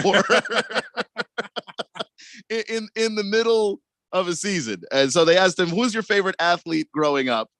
And then he said, Kevin Durant, after an awkward moment. That's funny. Yeah, I mean, he has to sit there and explain it. Now, on one hand, it's a bad thing that, like, wow, I idolize this guy, and now he's the reason why I'm not on the team that I loved being on. But on the other hand, if you had to be traded for anybody, yeah, you know, you could do worse than being traded for Kevin Durant. It's not like you got traded for Markelle Fultz or Ben Simmons. But is he calling him old though? I don't think he was trying to call him old. It's just that he's very young. He's just a really young guy. He's really young. Okay. Yeah, so he's just he. I mean, I guess that'd be kind of cool. Imagine somebody you admired growing up that you wanted to be like, and then you get traded for him. Yeah, like if you grew up watching Michael Jordan, yeah, and then your team had an opportunity to trade for Michael Jordan, and they traded you, that might be a badge of honor for the rest of your life. I agree. I mean, that'd be a cool thing. Yeah, they traded me for MJ. Yeah, I mean, you know, you'd live on that. That's awesome. Yeah. So he said, you know, at least they didn't trade me for somebody who's stank. Yeah, that's true, right? Because that'd be bad. Because that happens a lot to guys too, where it's like, oh, he had an expiring contract, so we traded you for that. That has to feel terrible, you know. Just really, like that's the only reason you didn't like nobody wanted me back, or yeah, that would be bad. That'd be bad. Boy, Randy's losing it. Yeah, no, Randy is like in a full-on deep conversation. Yep. So we'll roll out to break here because we actually did finally reach it, and you know, we'll let Randy get back to us, and then roll on because we've got a couple more things to get to, including Aaron Rodgers and his emergence from his darkness retreat, and of course, are the Arizona Cardinals and their coaching staff too young? There's one Arizona Republic writer who thinks so, and maybe he crossed some lines when he was explaining it. Who knows? This is the Daily Blender here on 1580 The Fanatic. When you run a business, you need to be in control. And while you can't control everything that happens in the world of business, you can definitely take control of your utility expenses with the help of Harmon Solar. Give them a call and see how your company can save up to 80% on that monthly electric bill with zero down and no payments for 12 months. Harmon Solar is a local family-owned company that uses top-of-the-line equipment. Call Harmon Solar, 800-281-3189. That's 800-281-3189. Or go to harmonsolar.com. This is a special alert to all Americans who own a vehicle with less than 200,000 miles with an auto warranty about to expire or with no warranty coverage at all. Due to a decline in the economy, CarShield is announcing a low-cost month-to-month vehicle protection plan that is now available to the public to save any driver out-of-pocket expenses on future auto repairs. Call now to find out how you can pay almost nothing for covered auto repairs. Yes, you heard that correctly. Pay almost nothing for covered auto repairs. An open phone line has been established for all drivers to call for a free quick quote. Call 800-279-0433 now. Drivers who are covered will not have to pay for covered repairs again. This protection plan is at an all-time low. Additionally, drivers who activate this vehicle protection today will also receive free roadside assistance, free towing, and car rental options at no additional cost. Call us for your free quick quote today. 800-279-0433. That's 800-279-0433. What do you have to lose? Call 800-279-0433. Again, 800-279-0433. We are ready to duel in the desert. Is there anything better than the sound of 3 races breathing life into a new NASCAR season? What about if it's at a state-of-the-art facility with stunning views of the Estrella Mountains and a famous, only one of its kind hillside? Well, then you must be talking about Phoenix Raceway. NASCAR weekend at Phoenix Raceway, March 10th through the 12th. Get your tickets now at phoenixraceway.com. When it comes to covering the high school sports scene in Arizona, AZ Preps 365 has all the answers. Every Saturday morning from 8 until 10, they break down games, interview the newsmakers, talk with coaches from around the state, and stay up to date with what's happening with prep athletes and breaking news from the Arizona prep scene. It's AZ Preps 365, 8 till 10 Saturday mornings on 1580 and 99.3 The Fanatic, and always on at 1580thefanatic.com. People who come to Cricket stay with Cricket, just like our customer, Michelle. As an entrepreneur, every day is different. My phone bill from Cricket, on the other hand, always stays the same. Without surprises, hidden fees, or annual contracts, I can work worry-free. That's Michelle, everybody, doing business like a boss. Smile, you're on Cricket. Real customer, paid for testimonial. See cricketwireless.com for details. Your home for sports. 1580 and 99.3 The Fanatic.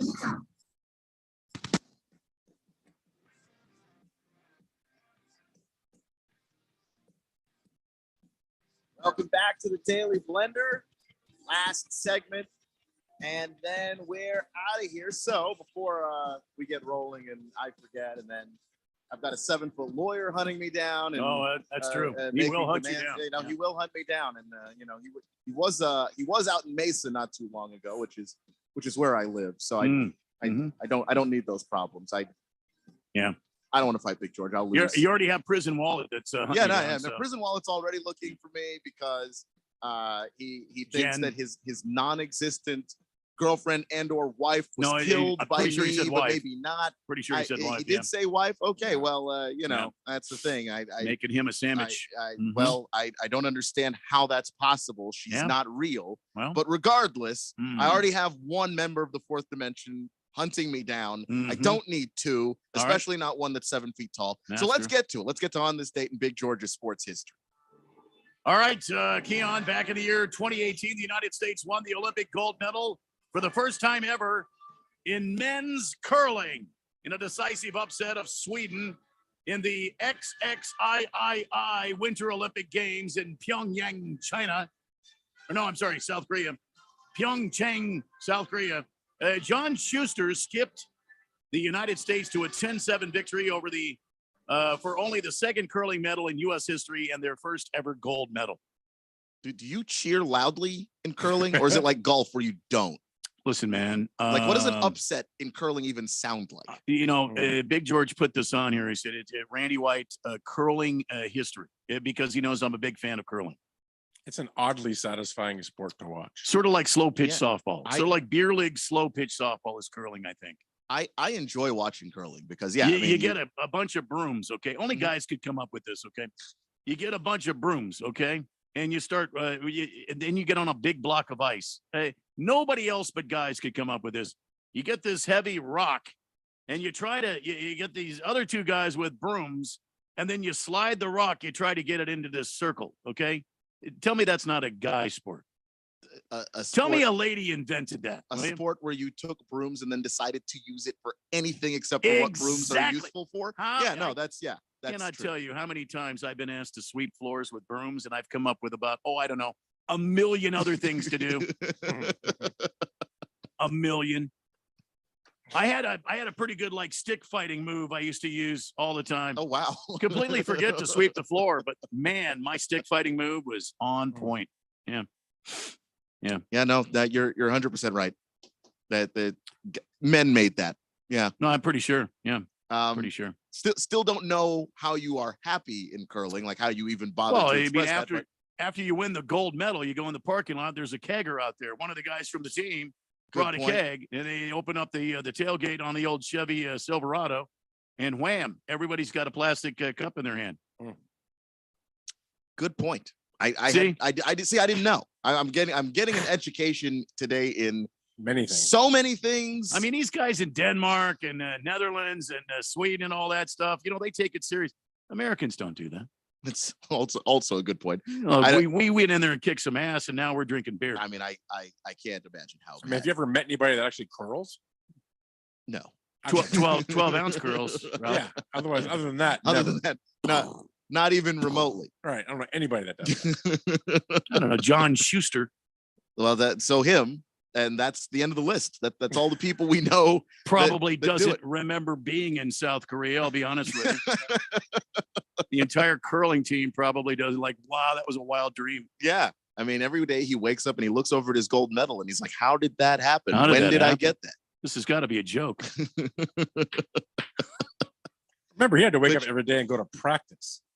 Practice to curl, which I just What did you do today? I curled. What? You were at the gym? No, I was throwing a rock down some ice. For how Into long? a circle. How long is a curling practice? How long do you need to get good at whatever it is that you're doing in curling? And do you have to work out for it? Yes. Do you go to the gym? What do you Yes. practice? Sliding Well, on your knee? I mean, gym or bar. I mean, either way, you're working out for curling. Boy, I wish those things were interchangeable. You got to have sort of a low center of gravity. You got to be when able to you're get on your curling. knees. Yeah. Which is why you go to a bar. Sort of. You get on that kind of like weird, stretchy position to guide the stone. You know, Big George will tell you. I'm a big fan of curling. Big George knows. Thanks, Randy, for reading on this date in Big George's sports history. Appreciate it. Yeah. See, he put that in there just for me. Which look, I appreciate the thoughtfulness, Big George. I just have so many questions about curling. But I'm starting to discover that the questions I have don't lead to places I actually want to go. So I will keep those to myself and we'll move forward because we've got a piece here from the Arizona Republic about the Arizona Cardinals coaching staff and how young they are. This is written by Greg Moore in particular. Yeah. And I'll just read the headline because he's not pulling any punches about the youth. He's not a fan. And he said the headline reads, Arizona Cardinals introduce kiddie coaching staff. Wow. And it just gets meaner from there. I mean, first off, he has a picture of Nick Rallis, the defensive coordinator, just to really illustrate how young the guy actually is. And he went on many times to say things like, if you see any of them at your local CVS or Walgreens, they're more likely to be shopping for Similac or Infamil than Boost or Ensure. They're so young, their nannies probably drop them off for practice with orange slices and cute notes tucked inside their backpacks. They're so young. Anyway, you get the point. But why is that a bad thing? I'm not sure. I think it's a good thing. He spent almost no time in the article explaining why it was bad. Just name calling for a long time. I mean, Randy, how do you feel about these hires? Well, the way I'm taking this, Ralph, is look, you have to start somewhere. Andy Reid had to start somewhere. Right. You know, Pete had to start somewhere. Right. Bill Belichick had to start somewhere. And these guys have proven their way through the NFL to hold significant positions, and now they're one is the head coach of the team, one's the offensive coordinator, and one's the defensive coordinator of the team. And I would love to get a hold of this guy. Who is he again? Greg that's Moore. right. He works for a newspaper that nobody reads anymore. What was his name again? Sorry, Greg Moore. Greg Moore. Love to call him up if and just hear me out here. If the Cardinals have a successful year, and I'm not saying they are, but let's say these guys come rolling out here like Brian Daboll and the New York Giants, and they go to the playoffs, I'd love to get a hold of Greg Moore's phone number, give him a call, see what he thinks about these guys then. He sounds like an old school guy that just wants another retread put in there, which doesn't work. Right? Oh, Ralph, you hit the nail on the head. I will read you the part of this article that might actually make Randy's head explode off of his body. Oh, it's pretty close. He said, why hire Petzing when Eric Bieniemy was available? Fair, but It's a fair point, but that's not what Michael Bidwell chose to do. You're gonna hate the next sentence though. Why hire Rallis when Vance Joseph was already on the staff? Oh my God. Why hire Gannon when Jim Caldwell was on the market? But the Vance Joseph thing, once he said Vance Joseph, I was like, oh, you just wanted retreads. Yeah. You really could have just saved us a lot of time, and said, I wanted retreads. I didn't want youth. I didn't want, exuberance. I didn't want to try anything new. I just wanted the same old NFL guys that we reshuffle every 5 years. Yeah. I just wanted one of those guys. You could have just said that and saved us all the time with this article. Yeah. Why not Rex Ryan? Why not bring in Rex Ryan? Right. He's been sitting around collecting dust for the last several years. I actually applaud the Cardinals for the approach. I really do. I think it's a smart move. I just think that I think that, you know what, you got to give these guys an opportunity. You got to see what's going to happen. Now I think they've got a mountain ahead of them, and this team is not going to look like it does today on opening day of the NFL season this coming September. They're not going to look like they do right now. And I think that Monty Osenfort, which by the way is a young GM. He's not an aged, wise old, sage of a GM. He's a young guy. And I think that he and Jonathan Gannon are going to get together and get the team changed out. We've got to make some changes here. Cardinal fans, what's this guy's name again? Greg Moore. Greg Moore, do you just want more mediocrity out of the Cardinals? Is that what you're looking for? Or do you want to look at a new approach maybe? I mean, no one's expecting them to be great next year, right? It takes 3 to 5 years to build a contender. If they have 5 wins next year, guess what? They great. have a better season than they did last year over Cliff Kingsbury and the team. Get a bunch of coaches in place that are new. Let them develop. Let them get players that they need in the system, and keep drafting into that system. Give them 3 to 5 years and see what happens. And I think you pepper in some guys that bring in. They want to bring in their mentors, some guys that have some experience. Sure. That you don't read about in the newspaper. Yeah. Which I don't read newspapers anymore. Greg Moore, by the way. I get all my information online. So, like everyone else.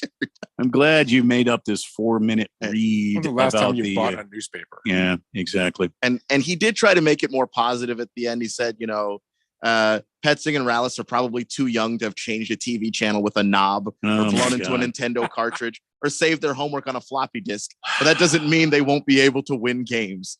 Wow, thank you. And then he also mentioned, they'll need to embrace, the hate they might get for being young. But the only person who seems to be hating on them for being young is Greg Moore. Well, nobody else seems to have a problem with this except for him.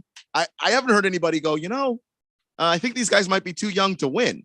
I was concerned about the age, but that was more of a if I had to pick something that concerns me, the lack of experience obviously does, but that doesn't mean that I think the guys are going to fail or fall flat on their faces. And I don't think that their youth is a negative.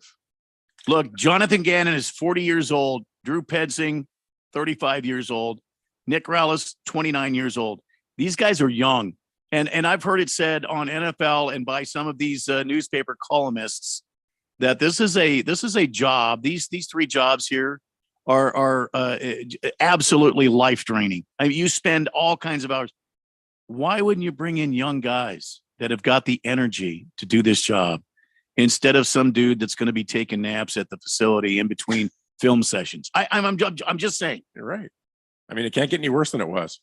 Why not let these guys come in here and take an opportunity to show what they can do? I wish them the best. Now they should bring somebody on the staff that has experience that maybe can help through a couple things. Yeah, and I think they will. I would look at that. I mean, I think that's critical. But other than that, I think they will. And I applaud. I applaud Michael Bidwell for taking a chance on another young coach. I mean, he did it with Cliff Kingsbury. It turned out bad. Here we are with Jonathan Gannon. We'll just have to wait and see. Yeah, a lot of guys would see what happened with Cliff and feel burned by that, and maybe overcorrect in the opposite way and go, I'm going to hire a dinosaur.